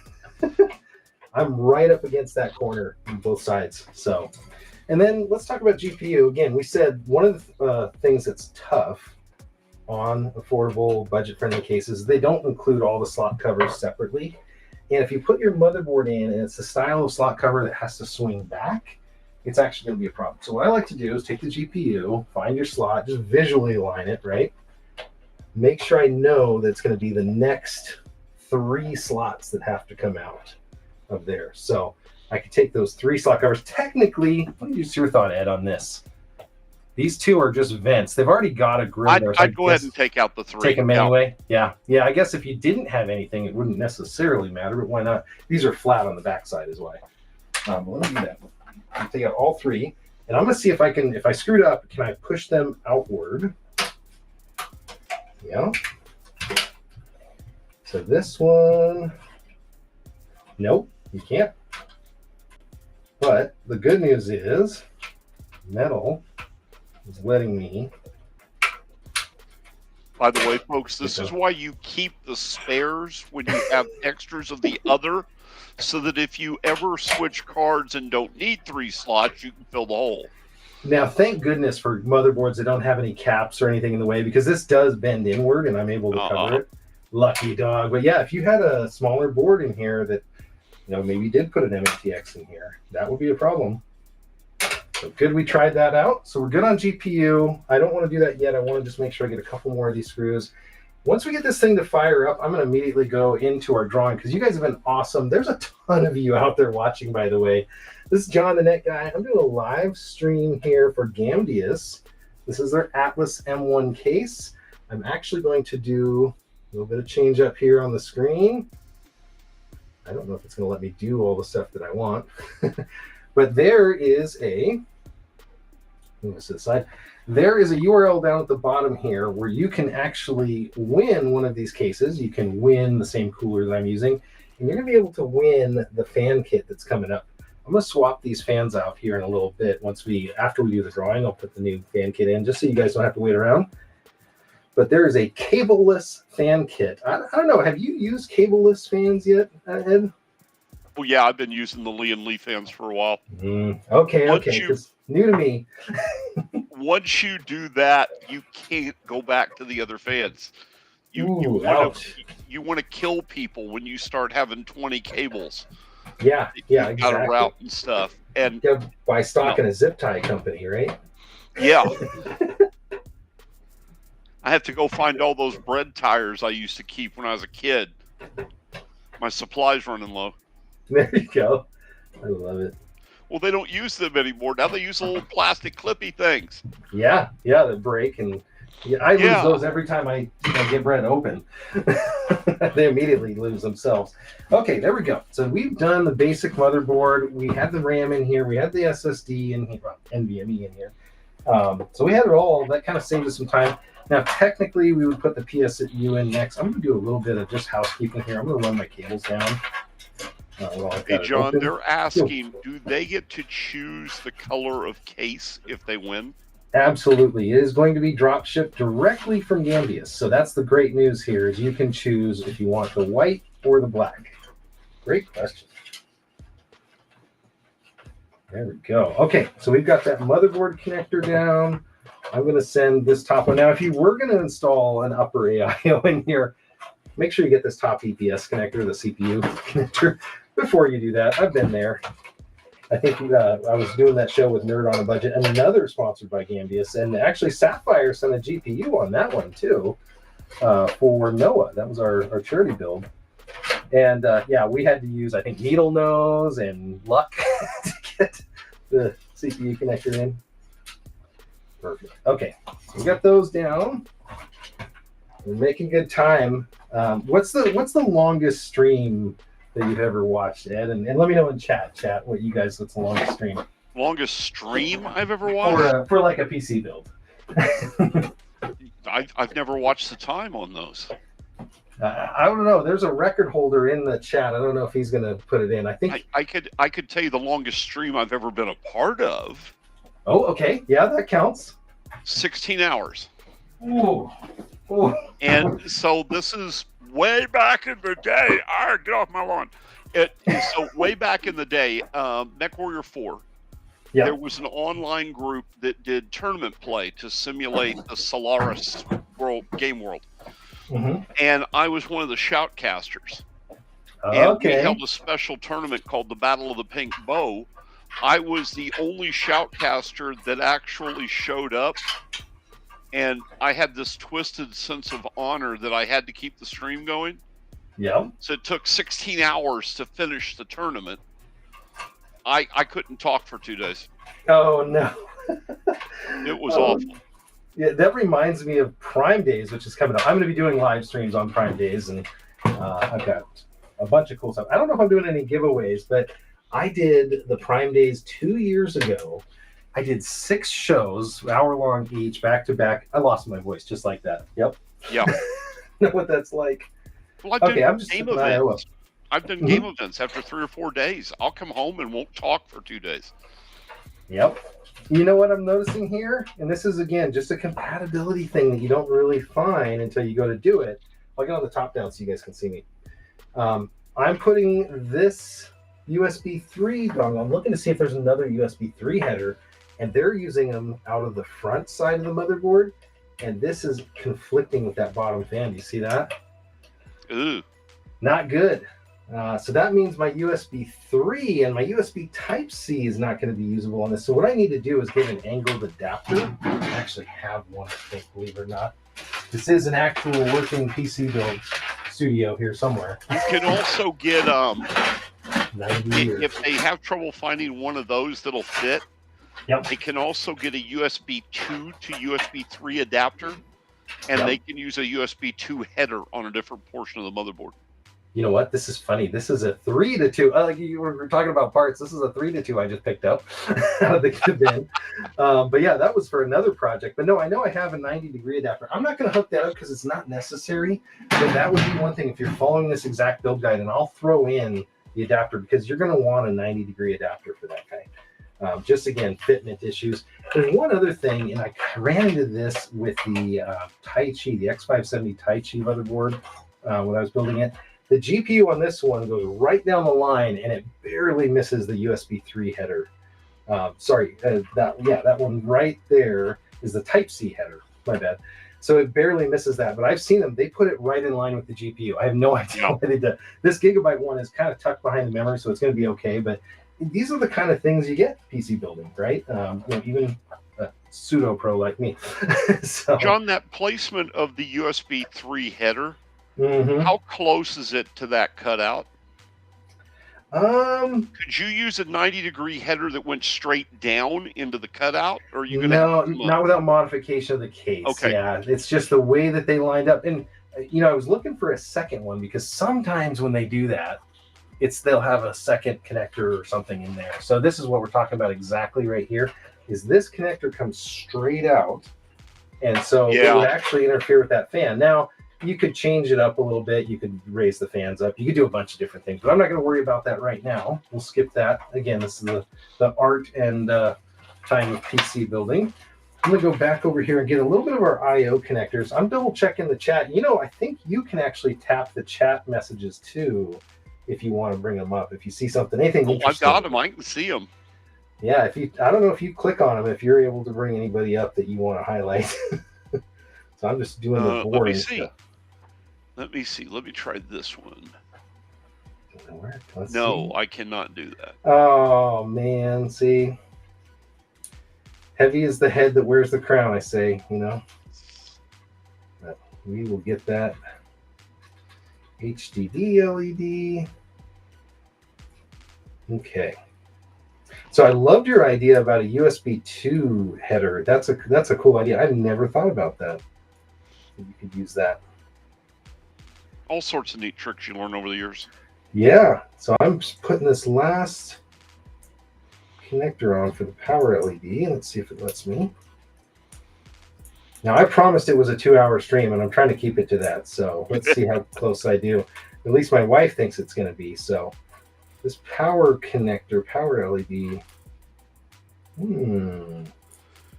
Power LED is at the 4-pin at the end away from the 5th on the other one. Yeah. The positive is the one at the very end. You're right. Yep. And that's the universal standard.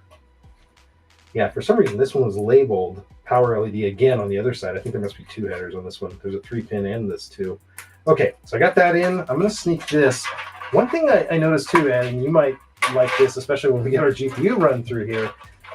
It has a GPU power cutout here, so it's higher up on the garage, so you're not trying to go down from there. So that's kind of a nice little feature I noticed. I haven't seen a lot of cases that I've been getting the budget ones do that. I typically try to run my power cable back across the back plate. Yep, but I can see the advantage in this design for that. Okay, so I got that all run at once, which is nice. Now, a couple things to just think about as we're running cables here. I'm actually going to see if I can get you a better view of this. That looks a little better. So it does have a USB 2 header. So if you're having trouble getting the software to recognize the display that's built into here, you're going to take this USB 2 header, just like you would do for a normal motherboard connector to a case header, and you're just going to plug that in to one of your available USB ports on here. So you're going to lose a USB 2 port. Sorry. You shouldn't be using them anyway. And there's 12 in the back to supplement. I'm going to run the HD audio real quick before I put the power supply in. Sometimes that can be helpful. And that goes all the way. Again, I do like the fact that it has such a huge cutout here. So let's go HD audio. Doing good. Okay. I think I've got all of it that we're going to do right now covered. And I've got a bunch of CPU, PSU, and we're not going to use USB 3. Okay, we're almost ready to boot this up. Let's get that GPU landed in there. And one of my friends, American, I don't know if he's still in the chat. He probably wants to win a case. He's a big builder. He loves building budget builds. But oh man, that just barely cleared. I love it. So he's been doing a ton of these kind of builds. He has the GRE, and the one thing he told me right away is to overclock it. I don't know what your theory is, or as a brand rep, if you can even say anything about overclocking. Overclocking is not worth the trouble. Okay. If you need a performance boost, render scaling does it without the stability issues, without the increased power and heat, and can actually usually give better performance gains. Yeah, that's true. So you're talking Trix Boost then, right? Well, Trix Boost is the way I personally would do it. FSR is the other option for this particular card. Yep, and that's native. There we go. I like Trix Boost better because I've got more control. I've got a granular level of control. And that to me just, so I can tweak that in just the way I need it. Exactly. Yep. I don't need a ton of strength here, so I'm just going to put 2 of these in real quick. And I'm going to figure out where we want to route that. I think you're right. Except the fan in this one is very close. I noticed that too on my other one. If you did try to put a 240, we'll see. Are those reversed fans? They are blowing out, but they are not the ones that you can remove, which are coming up. So yeah, you'd have to physically flip these over. Yeah. The reason why I say that is, remember, that's where the heat sink's exhausting air. Out the back here, right? So it's blowing. Right. Yeah. So it's actually blowing the right way. It's going to pull the air out, but that's not going to give you good airflow into the case then. Yeah. So that's the neat thing about all these. And I'll show you when we get to the next fan kit that has, it's the first time I've ever seen reversible fans. Technically, I could run it down the back plate, I think. And again, I'm going to go ahead and double these up later, but for the interest of getting everybody's drawing in early, which I know we've got a ton of people watching now, we finally hit critical mass here. So this is one way to route it. Hopefully that can reach my basement. I actually don't like that. I would say I don't want to hit the fan. I'm going to try to use their trick here. Yeah, their trick's not a bad idea for that layout. Do that front layout there. So again, I could still zip tie. I like using zip ties if there's any room. Maybe we can talk Sapphire into putting a tiny zip tie hole or something in there. You know? I think that's the other thing is it's so hard to really make all the 3 or 4 connectors that you need look clean. So ready here. I want to make sure I didn't lose that temp connector. So there is a temp connector that is connected up front. Give me the ambient. It's right here. So it is still connected. Just so you guys know, if you do see one of these connectors, it's right here. It's labeled temp. That's for the ambient temperature sensor. I think we're ready to drop a PSU in. So one trick, if you've got the room, is you can, with these, stack them all outside. They're outside, so these are going to be CPU. And you're not trying to fight it. I can zoom way out here now. Okay. Anything good going on in the chat here? Anybody saying we're doing anything completely wrong? People asking about the collab with Noab, PC, PH, and Pinky Tech. Oh, yeah. Let's see what that and then Jonathan's talking about upgrading his sister's PC and wondering how many people have entered the giveaway. Oh, you know what's funny is I've got to be really careful not to dox people when I pull the spreadsheet up, but all of your entries are going into a spreadsheet right now, which is awesome. And those are going to all be counted towards the giveaway. There's 1 entry per person. I don't know if you're going to see if you're really good and you can count the wheel entries. But what I love about very small channels is you have a very high degree of win rate. Instead of like the lotto, which is 1 in multiple millions, when you're on my channel, you're one of a few very select important individuals. Let's put it that way, right? So yeah, your odds are very good on here. I'm going to connect the SATA power up just because. Is it SATA or SATA in your opinion? Tomato. Okay, good. Because I know I've been saying SATA. I say them both. I interchange a lot. Were you really worried I was going to be upset? No. I just know some people, they they're set in their GIF, ways. GIF, it doesn't matter. Oh, now that we could do a 5-hour stream on the etymology of formats. Okay, I'm just putting the power supply, and if you're following along here, all of the links to all of these products that we're using are in the video description or below. If you're looking on one of the other platforms, like I think we're on Twitter right now too, or X, I guess we should call it. And you can follow me on any of those platforms and maybe get a laugh or two. I do post a lot of my L's, as they call them, I think, when things don't go right. So I think I connected everything. I have been wrong in the past. I've got the SATA. There's a couple. How can you tell? With all of these cables, I don't know. And you know what? I didn't connect this one, and that is a fan connector. So I need to put that at the top. I think that is actually for the PWM. I need to double check and make sure that these are the back not. fan? The fans are all controlled by the little panel down here, but you're saying the back switch now? The back fan. Did you make sure the back fan was plugged into something? Yeah, it should be. Let's see. That goes through the SATA connector. Let's see how close we are. I'm going to put this little cover back on. The GPU slot. And then we will see if it posts. Should we do some sort of bet? I'm ashamed of you. You didn't use the anti-sag bracket we included in the Nitro. Oh, yeah, that's true.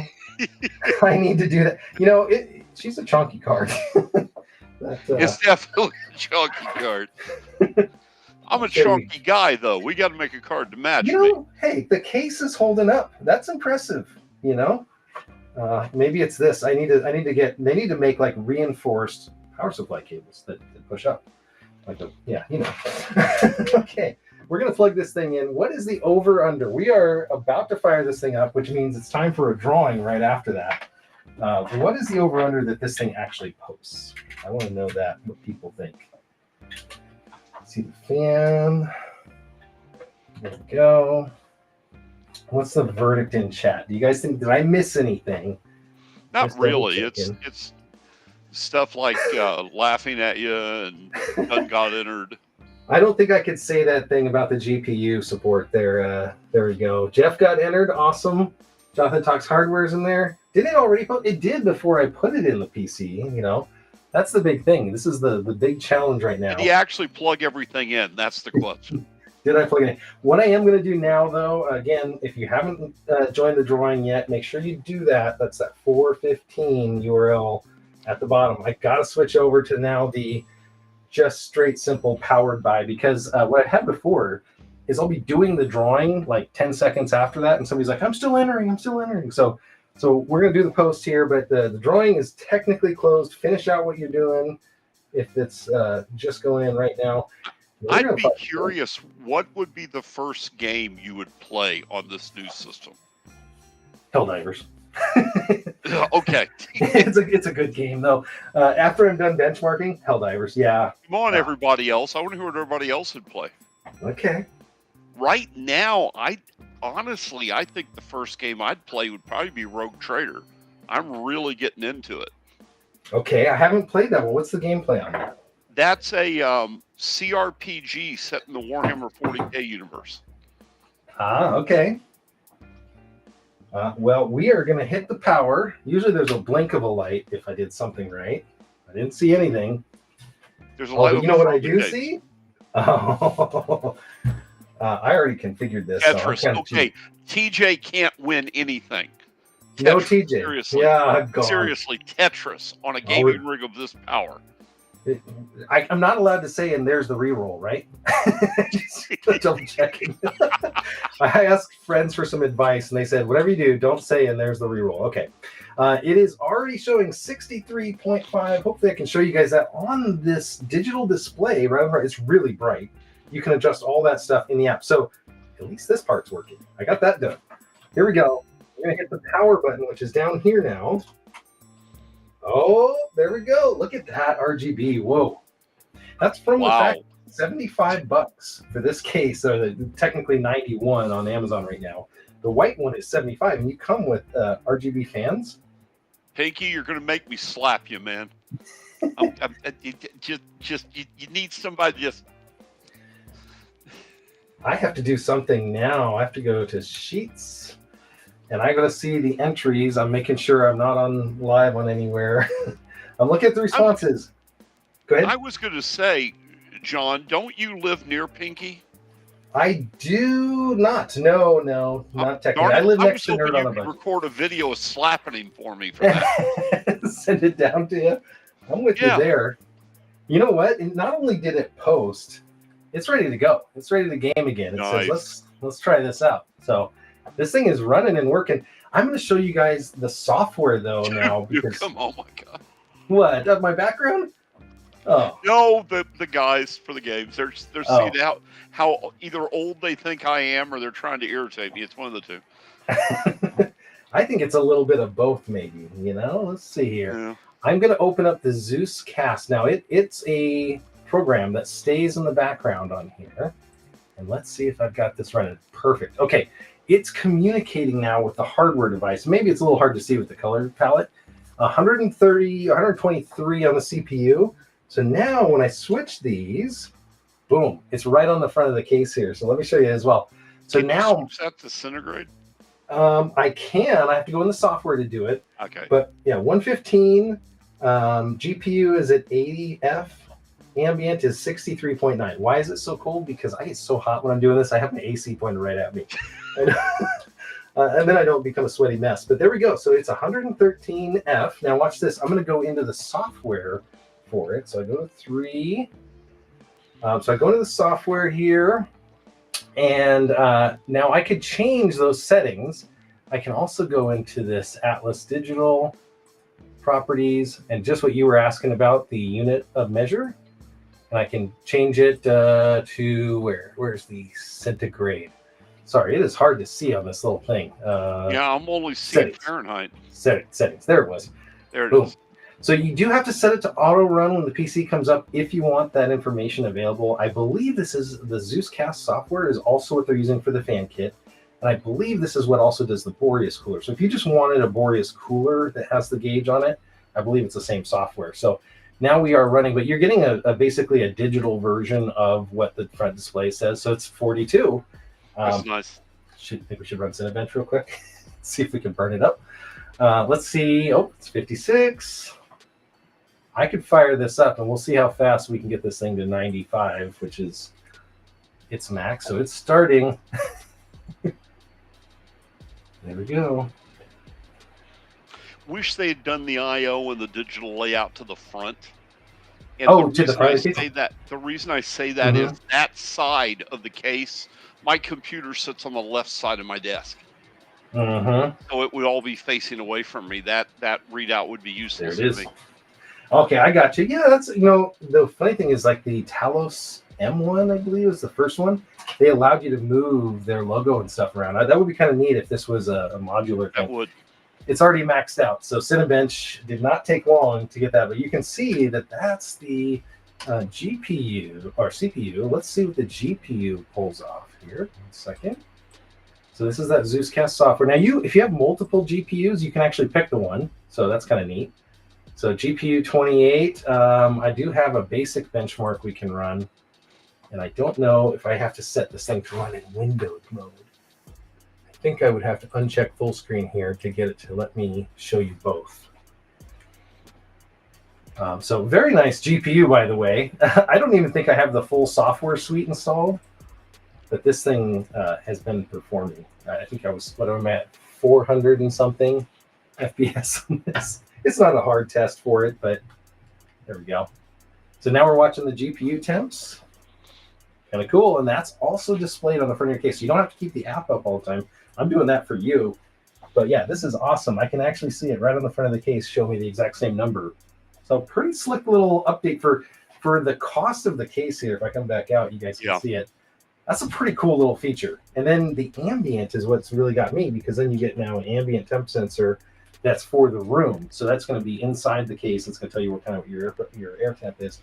So very cool. I have everyone in here, it looks like proper, that has entered. I don't see any duplicates, which is awesome. And we are getting ready then. I'm going to close this window. And I'm going to pull up our spinner wheel.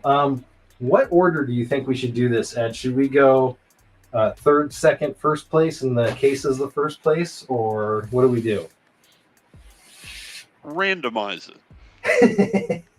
You don't know what you're going to win. Yeah, exactly. Pick 3 winners and then roll like a 4-sided die to determine who wins what.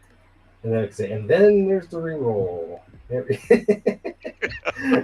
Okay, dokie. I think I've got this ready to go into full screen. We'll do this in, how about we'll do this in this order? We're going to go with the fan kit, CPU fan, case, just because that's how the order is. So first person to win this fan kit here, this is the Aeolus. I was talking about them earlier. This is their cableless fans. We're going to do a quick upgrade for people that are sticking around here tonight. But we're going to do this drawing, and I got to figure out how to get the right PC up here. Hopefully that's seeing the prize wheel. So not too many entries, which I like, because again, you got better odds with me. We're going to tap the center of it. We're going to let it spin around, and whoever it lands on, we do need you to say something in the chat. Say, yes, that's me, whatever. I will follow up with the email address, that private email address that you gave me, and get your shipping info. And if you qualify and everything happens, we're going to make this go out to you. If you don't respond to me or something happens, then reach out to any way you can. In 14 days, I'll redraw a next person for that if you don't respond. So hopefully everybody's here. We're going to hit the button, and it's rolling. It's slowing down. Albert OG. Albert OG. You made it. You are getting the Aeolus P2 fan kit. This is a 3-fan kit. Upgrades. It's a cableless fan kit. So you're going to see me. I think we're going to put 3 across the top here and 2 in the front. Maybe replace that back one too. So Albert, you won that one. Did we see if Albert's saying anything in the chat? I don't know if you can see that. So hopefully Albert's responding. We're going to double check on that before we go to the next one. By the way, you did have a duplicator. I see Thumper in there 3 times. I did. I put him in there just so it makes it even. I give people more chances. So there are in there, but I did make sure that there were only 1 name of each when I pasted it in. So it gives a little more. Let's see. I'm going to go back over here. Did we get Albert checking in? Nice. He says, oh, that's me. Woo. Hey, Albert, you won it. You got the fan kit. I will get in email and get your contact address and information for the shipping. So very cool. That was the first one. We are going on to the second one here. Albert's name is now out. I'm going to get through these ads. Albert is now not eligible. We're going to go on to the next prize, which is this Boreas M2-510. This thing is taking the 7950 at levels that a 240 millimeter AIO didn't. So it's very efficient cooler. It's going to work for your Intels. It's going to work for your AM4 and AM5. Here we go with the roll. I'm going to go into full screen too. And I got to bring that PC up. So here we go. There's the roll for this one. Good luck, everyone. Spinning around, and Harley. He's like, I never win anything. Harley, let me know in the chat. You just got a Boreas M2-510 fan kit. Very nice. I don't know if there's 2 colors on that one, but I can reach out and see, and if there are, you can kind of decide if that's allowed. So we're going to take Harley out of there. Thank you, Harley. Now we're getting ready for the grand prize. Just want to, again, if you have not subscribed to my channel or whatever you're watching me on, go ahead and do that now. I really do appreciate that. And if you are watching and you did win something, or maybe you didn't, take a look at the Gamdias products online if you can. And give them some love on Twitter. I know they're on Instagram now. The U.S. branch is on there as well. And so if you are on Instagram or one of those, give them a follow and tell them thank you for supporting the creator community. I can't do this without Gamdias' support, so that was awesome. And they've been, like I said, down when I had 500 subs. They were sending me cases to try out and things. So they saw something, but I've seen them do that with other creators as well. So they're a very big advocate in the small creator market. So again, support your small creators. This is going to be for the Atlas M1 case in your choice of color. So you get to choose between the very cool looking white one, the black one, which I think just as good looking. I love the RGB. I wish my lights in here were dimmer so you could see how cool this RGB is. We're going to go back to the drawing and we will get this spinning. Oh, did we check if Harley is in there? Did he I see. say? He did say something? Yeah. Okay, sweet. Harley, you got it, man. I just wanted to make sure. Go back to full screen. I don't want to not give you a prize, but here we go. I want to be fair to everybody. This is for the grand prize, the Atlas M1, and your choice of black or white. The big drawing of the night. Jeff won that one. Very nice. Okay, so Jeff, if you are in the chat, that's a very generic name, but hopefully you're in the chat as Jeff as well. He's here. Oh, Jeff says GG. Oh, Jeff, man, congratulations. Look at that. Jeff, thank you so much again for watching tonight. I will follow up with you about your address to send this case and what color you want. So Jeff is in here. Congratulations on the win, and thank you guys again that tuned in. I do have one more upgrade here. I don't know if you're still good on time, Ed. I'm going to do the fan kit. You're welcome to stay. If you have to leave, I know. So Going in a little bit. Okay, cool. So we basically just did this build, and now how would we spice this thing up a little bit? It's a good-looking machine, I think, overall. For a budget build, if you got a nice GPU, you know, throw in there something with RGB. I just like RGB, but you know, you could start to sell budget builds on something like this, and you'd be very unique in Java and other places where having this, you know, if you look on the screen there, having that front panel with the temperature and display. Now, I don't know. We'll see. I'm thinking of using the white one as kind of my main machine over there, but we'll see. Maybe I switch over to this one. But I don't know what you think on that, Ed. Budget build, $75, $80. It's a good price for what you're getting. In the case, it's a solid price. Yeah, and I'm going to put, since we have to get to both sides, I'm not going to put anything back on this one just yet, but I'm going to lay it down. I'm going to shut it down and lay it down on its back, and then we'll talk about the fan kit that we're upgrading, how they work, and how they work with the software. But thank you, and again, everybody that's tuned in here. I don't know how to pronounce that name. Is that Kurilon? That RGB is really popping. Yes, it is, but we're going to bump it up another. That's awesome. Doug and Nikki says, peace out. Going back to editing videos without music. Wink, wink. Yeah, on that note, then I'm going to get out of here while you play with your fans. Oh, yeah. Well, fans is a double there, you know. So I'll say hi to all my fans, but thank you so much, Ed, for tuning in. Sapphire Ed, and again, thanks, Sapphire, for sending out a GPU for this build. Anytime, man. We'll talk to you later. Okay, see you later. Okay, Bye. so we're going to talk about the Aeolus fan kit and what is included in this box. So this box, the U version, has everything you need to upgrade 3 fans and have digital control. It's also, this U version, you only need one of these to control up to 16 fans. So you can see it right here. It comes with 3. It comes with a USB controller and access to the software. If you don't want to go past that number of fans, if you don't ever think you're going to go beyond that, you could grab this one right here, which is and they're very similarly numbered. I wish they weren't so close. This one is the 1203U, and this one is the 1203. Now, the 1203 also does come with a USB controller with a push button, so you can change it, and it'll support all the standard motherboard controls, but it doesn't have the app that lets you do all the cool stuff. So even if you had a motherboard that wasn't cool, maybe you're doing an old Optiplex flip, maybe an HP flip, if you get the U version, you can control up to 16 fans. So buy one of the U version, and then buy a few others of these fan kits. And so these are a little bit cheaper when you go to buy them, and that's how they integrate. I'm going to open this up real quick and just show you what's inside while we're here. Man, what did you guys think about having Ed on here? I know he's wanted to come on and talk GPUs and talk shop. That was a lot of fun. I learned a couple things even while he was on here. So if you don't follow him, Sapphire Ed and the Sapphire Discord is a really good place to check out. So this is the fan kit here. This is Aeolus P2. And you can see it's going to tell you all the basics about the fans. Because the wiring is so simple on this, it's even much easier. So it uses these little tabs to connect the fans together.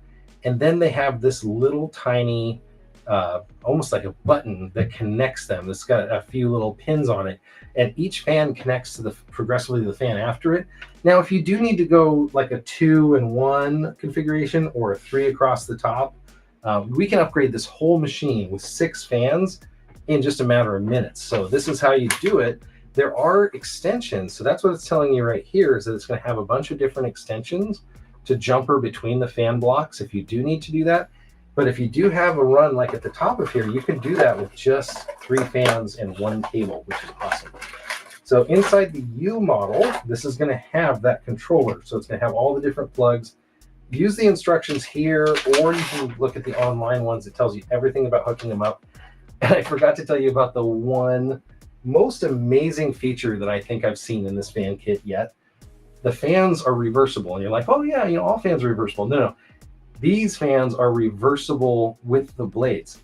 If you ran a fan backwards that's scalloped or shaped to catch the air, and you just ran it backwards, wouldn't be nearly as efficient. These fans are actually designed with a removable center hub and grease, or hydraulic fan bearings, so you can actually change them out. I'll get into that in a little bit, but that's another great thing about this fan kit. So let's go ahead and put these fans out here on the table.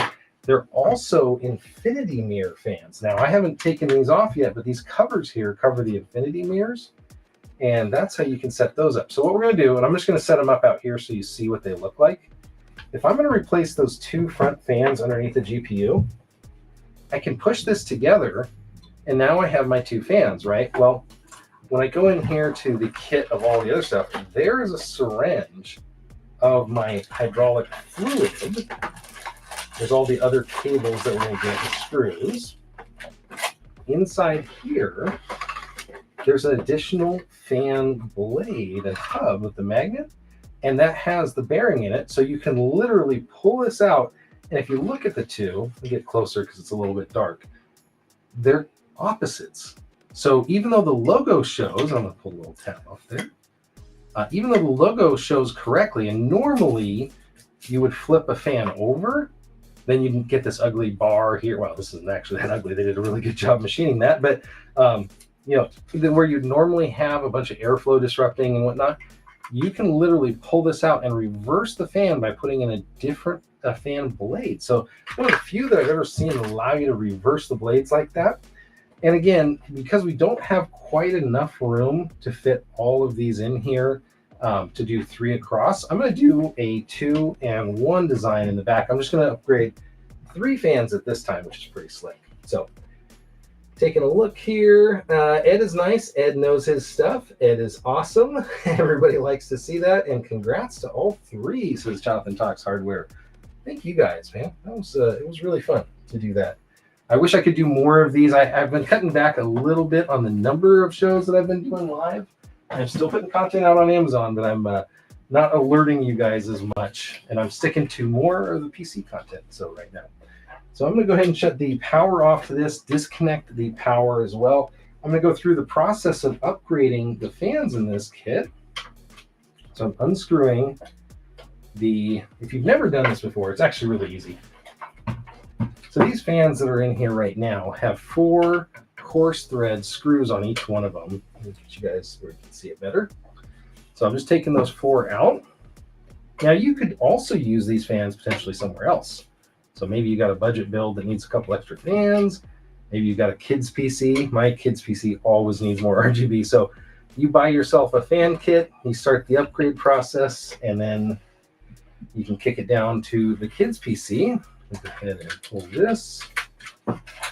Now these fans are controlled by the SATA cable, and they're actually jumpered here to each other. So that's how they get their power and data from the motherboard. I'm going to pull these out.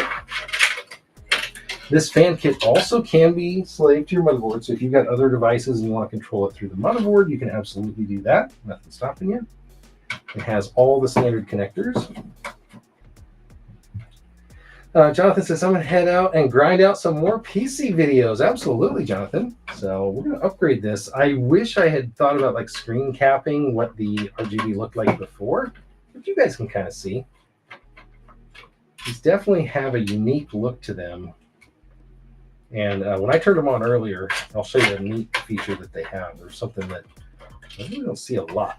And I was kind of surprised. When I get them on and we get in the software, I'll show you all about that. Let me know in the chat what other creators you watch during the week. I'm just trying to see if we've got some overlap. I know there's a lot of you in here tonight, and thank you guys again if this is your first time here. I'm John the Net Guy. I do a lot of Amazon content, but we're doing PC build tonight. I think I'm one of the only guys that does PC builds on Amazon. So nice to have you here. Okay, so these fans, again, this is 2 of the 3 fans that come with it. They have these infinity mirrors. I'm going to go ahead and take the covers off. And I'm only doing that because I think it's going to be hard the way I've got the GPU and everything in here to get to those. But it's going to give you a little bit of light and reflected light out the side of these as well. There's also an RGB ring around them, and there's RGB lights underneath the fan blades. So you're getting kind of RGB all across there. Looks good. Now, again, I could rotate this many different ways. When you see the installation, not hard at all. I just literally slid that up and in. And now I can use the same course thread because these use the exact same course thread. And I can attach them that way. I'm going to put them in the exact same spot if I can. Now, this is going to be a little bit harder. Actually, man, those might actually be pre-threaded. I've almost never seen it pre-threaded. There we go. Hey, give a shout out to all of the creators you watch every week. There's another one in there. Pinky Tech says, watches Jonathan Talks Hardware, PC Tech Hustle, and I just watch the Net Guy for the giveaways and the laughs, right? The lulz. Don't worry, I watch him too sometimes. There we go. So I'm just putting these in. Let me know. Give me a shout out any other creators that you guys watch. That would be awesome. I'm a big watcher of craft computing. I do like Zax. I do also watch Gamers Nexus, Steve. Again, he actually gave me a shout out the other day because of the Ace Magic debacle that we ran into. I do want to do a follow-up video on that someday. I hate to bring that up, but it would be great to do a follow-up on that because there's some news there, or what they say, some tea. So I do want to get to this back fan here. I'm going to kind of give you guys, actually, you know what? I have not used this camera all night. I have a camera over there. So I have one more screw to put in the bottom. But yeah, I haven't used this angle all night. Poor little camera was doing work, not getting credit for it. So I'm going to take this rear exhaust fan. Now that's the cool thing about this, right? So this one is in an exhaust configuration, so that's the normal way. Now, depending on the GPU intake, what Sapphire Ed was saying is that this GPU right here actually blows the air, I believe, down, or is it up? It comes out of this hole. So he was saying that if I could reverse that fan, I could actually kind of turbocharge the GPU cooling or get it to go directly out, or however he was wanting to do that. Well, with these Aeolus fan kits, the new one, I could do that now. I have the ability. We have the power, as they say. So I'm just looking on this one fan. Okay. Removing all the connections. And I do think, if you look at it, maybe one thermal. I thought the thermal was up there. Let's see. I'm going to be able to do this the way I want. There's one connector that may make me have to keep this one for now until I have a chance to get that further. Give me 1 second. So that is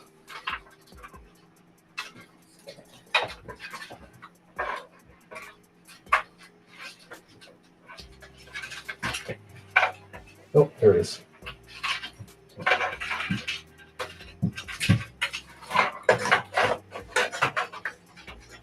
You know what? I totally locked that connection in. I will clean that up later.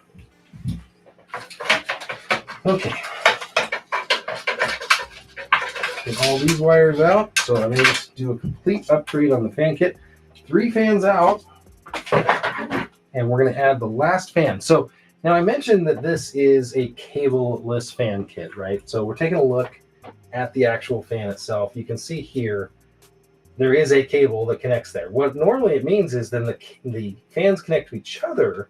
There's no interconnect cables that you have to do. You don't have to daisy chain. You don't have to do all that silly stuff. I'm taking the covers off of this though, so we got those. Now inside your fan blade kit with this U model, the 1203, the 12003 U, you have a bunch of these different connectors. Now these connect either the fans to each other. So the fan right here, the infinity mirror, I'm gonna try to get the infinity mirror facing out. That's gonna look so good. So, oh, and you know what? That tab came off without the cover. There we go. So I want to be able to line this up. So we know that the male connection here needs to connect to this, just like so. So this one I could plug into the fan controller and it would be on its own separate bus, essentially. You can have 4 different sets of fans and you can have 4 fans per set. There is another option. If you're really close, maybe it's just turning a corner, you can actually still jumper the fans to each other this way with this shorter cable. There are so many cables in here. So these are the ones that go controller to fans. I did see a longer extension, and I just want to see if that will work because I only want to be able to run one cable between these 2 fans. So I've got one fan coming, one cable coming into the fans, and then I've got one cable inner between the 2 fans, and that should work. And I want to see how we're doing. So there's plenty of cables here. As you see, there's a bunch of different interfaces. So depending on how many of these fan kits and sets that you buy, you're gonna have plenty of it. Oh, sorry, happy Swedish guy. I can't win the giveaways, but I'm still watching for some reason. You know, it's that darn international law and shipping and rules. It is already hard enough to do a drawing on YouTube. I can't imagine trying to make it safe internationally, but we'll try. We'll see what we can do for next time. I would appreciate that if I were in your position. So I'm putting this fan kit here. I'm just coming around to the front. So I'm putting this fan kit in the back. I'm facing it upward. I'm hiding the cable. There's one cable on the cableless fan kit. I'm gonna hide it as best I can at the top so people don't see it. And then there's an infinity mirror on the edge of this fan. So once this thing really gets going, I'm gonna be super excited to see what it looks like. I think it's gonna look great. Okay. Almost there.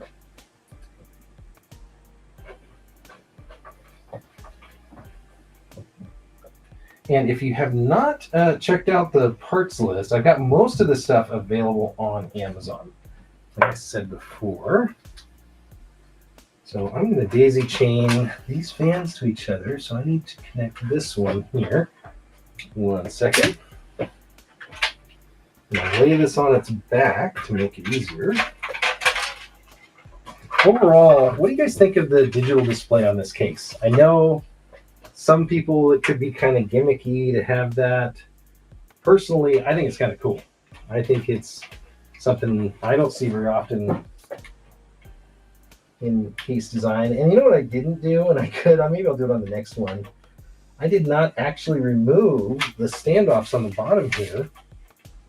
So you can actually remove the connectors to connect the fans to each other. They're just a twist and remove. I'll do that on the next set when I do a video for those.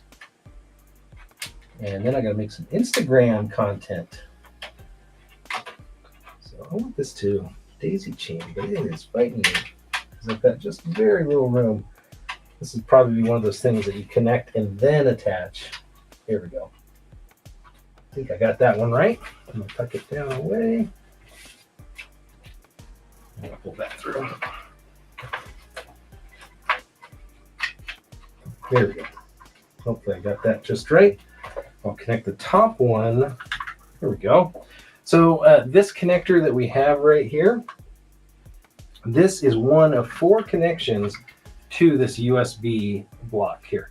Now the USB block, the purpose of this one is to do all the communication with the motherboard, all the communication with the software. So it's going to have a USB connector. I'm going to put fan 1 in here. And then I'm going to connect this in the back on the top of the fan block to the very top here. fan. And that's going to be fan bank 1, fans 1, 2, and 3. So we'll have that. I think there's up to 6. I'll have to go look. Okay, so here is our USB connector. It's going to take the other USB 2 port up. And if you look here on the control box, there's a slot here, and it's going to fit with the little pokey prongs up. I'm going to slide that up through the bottom here, and I'm going to get as close as I can underneath the GPU. A lot of traffic in here now. This was a lot easier when I was building this thing that was empty. Kind of like it's a big GPU in here. What I'm going to do is I'm going to connect this block to that other USB port, that second USB port. And what this is going to do when it boots up is the Zeus Cast software is going to allow us now to configure what we want the fans to do, all the communication. So it is going to need power. So I've got my motherboard power. It's going to use 2 SATA connectors. And you're like, oh, that's a lot of power. It is, and that's because it can control 16 fans off one of these controllers. The controller is magnetic too, so you can kind of figure out your cable management if magnetism is going to help you. It does have the connectors to the motherboard RGB. I'm not going to use it. I really don't need to use that because I already have the controller software, and I'm going to be happy using that because we can play around and do actually more, I think, with it. There's some additional adapters for different kinds. There is a PWM connector. So now we've upgraded to PWM fans on here. I do want to check. There was a PWM, it looks like a module. I'm putting this on the SysFan 1. There was a PWM module. And I want to make sure that on the case was working, because I didn't look at that before, and I think it was actually controlling the fan speeds, and I want to make sure I'm right on it. So I'm plugging that in here to the PWM connector on this. That was it. I've now upgraded the fans. Let's take a look at what this is going to look like when it fires up. I want to be able to see all of the fans. Now, if I had an extra or I wanted to swap out the case of the CPU cooler, I could absolutely do that. And I'm going to go ahead and hit the magic power button. There we go. Look at that. That's completely different now. What a change that is. Oh, wow. So this is the Gamdias Atlas M1 that we just built not more than an hour ago. And there's the infinity mirror edge that you're seeing. I need to turn it this way so you guys can see here. This does so much better for RGB. So there's the full fans. Look at that infinity mirror edge there. So you get kind of a reflection. I've got some other stuff going on in here. That's just in its rainbow mode. So it's looking fantastic. Now, again, it has a full ring around the outside. Oh my gosh, you got to see the front of this.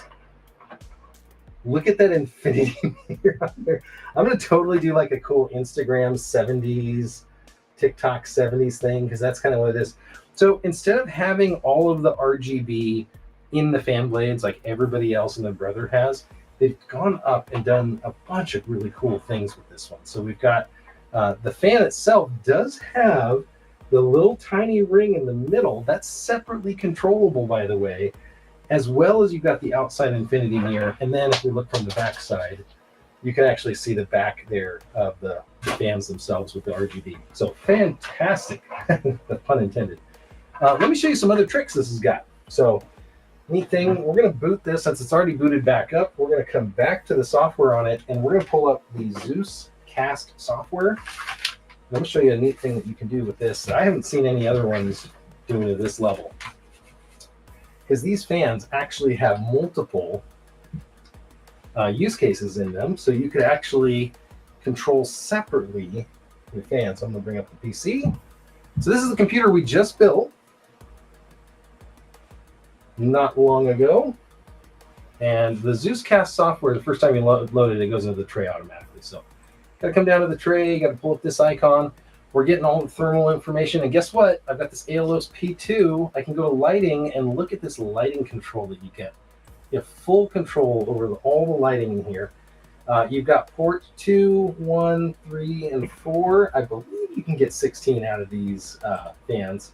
It's showing at least 12. You can get at least a dozen in here. I can just check this box and motherboard sync it and not care about it. By default, it's going to do this rainbow pattern, but I wish I could show you both of these side by side. Let me see. I have the tools here. Let's say we want to do something cool.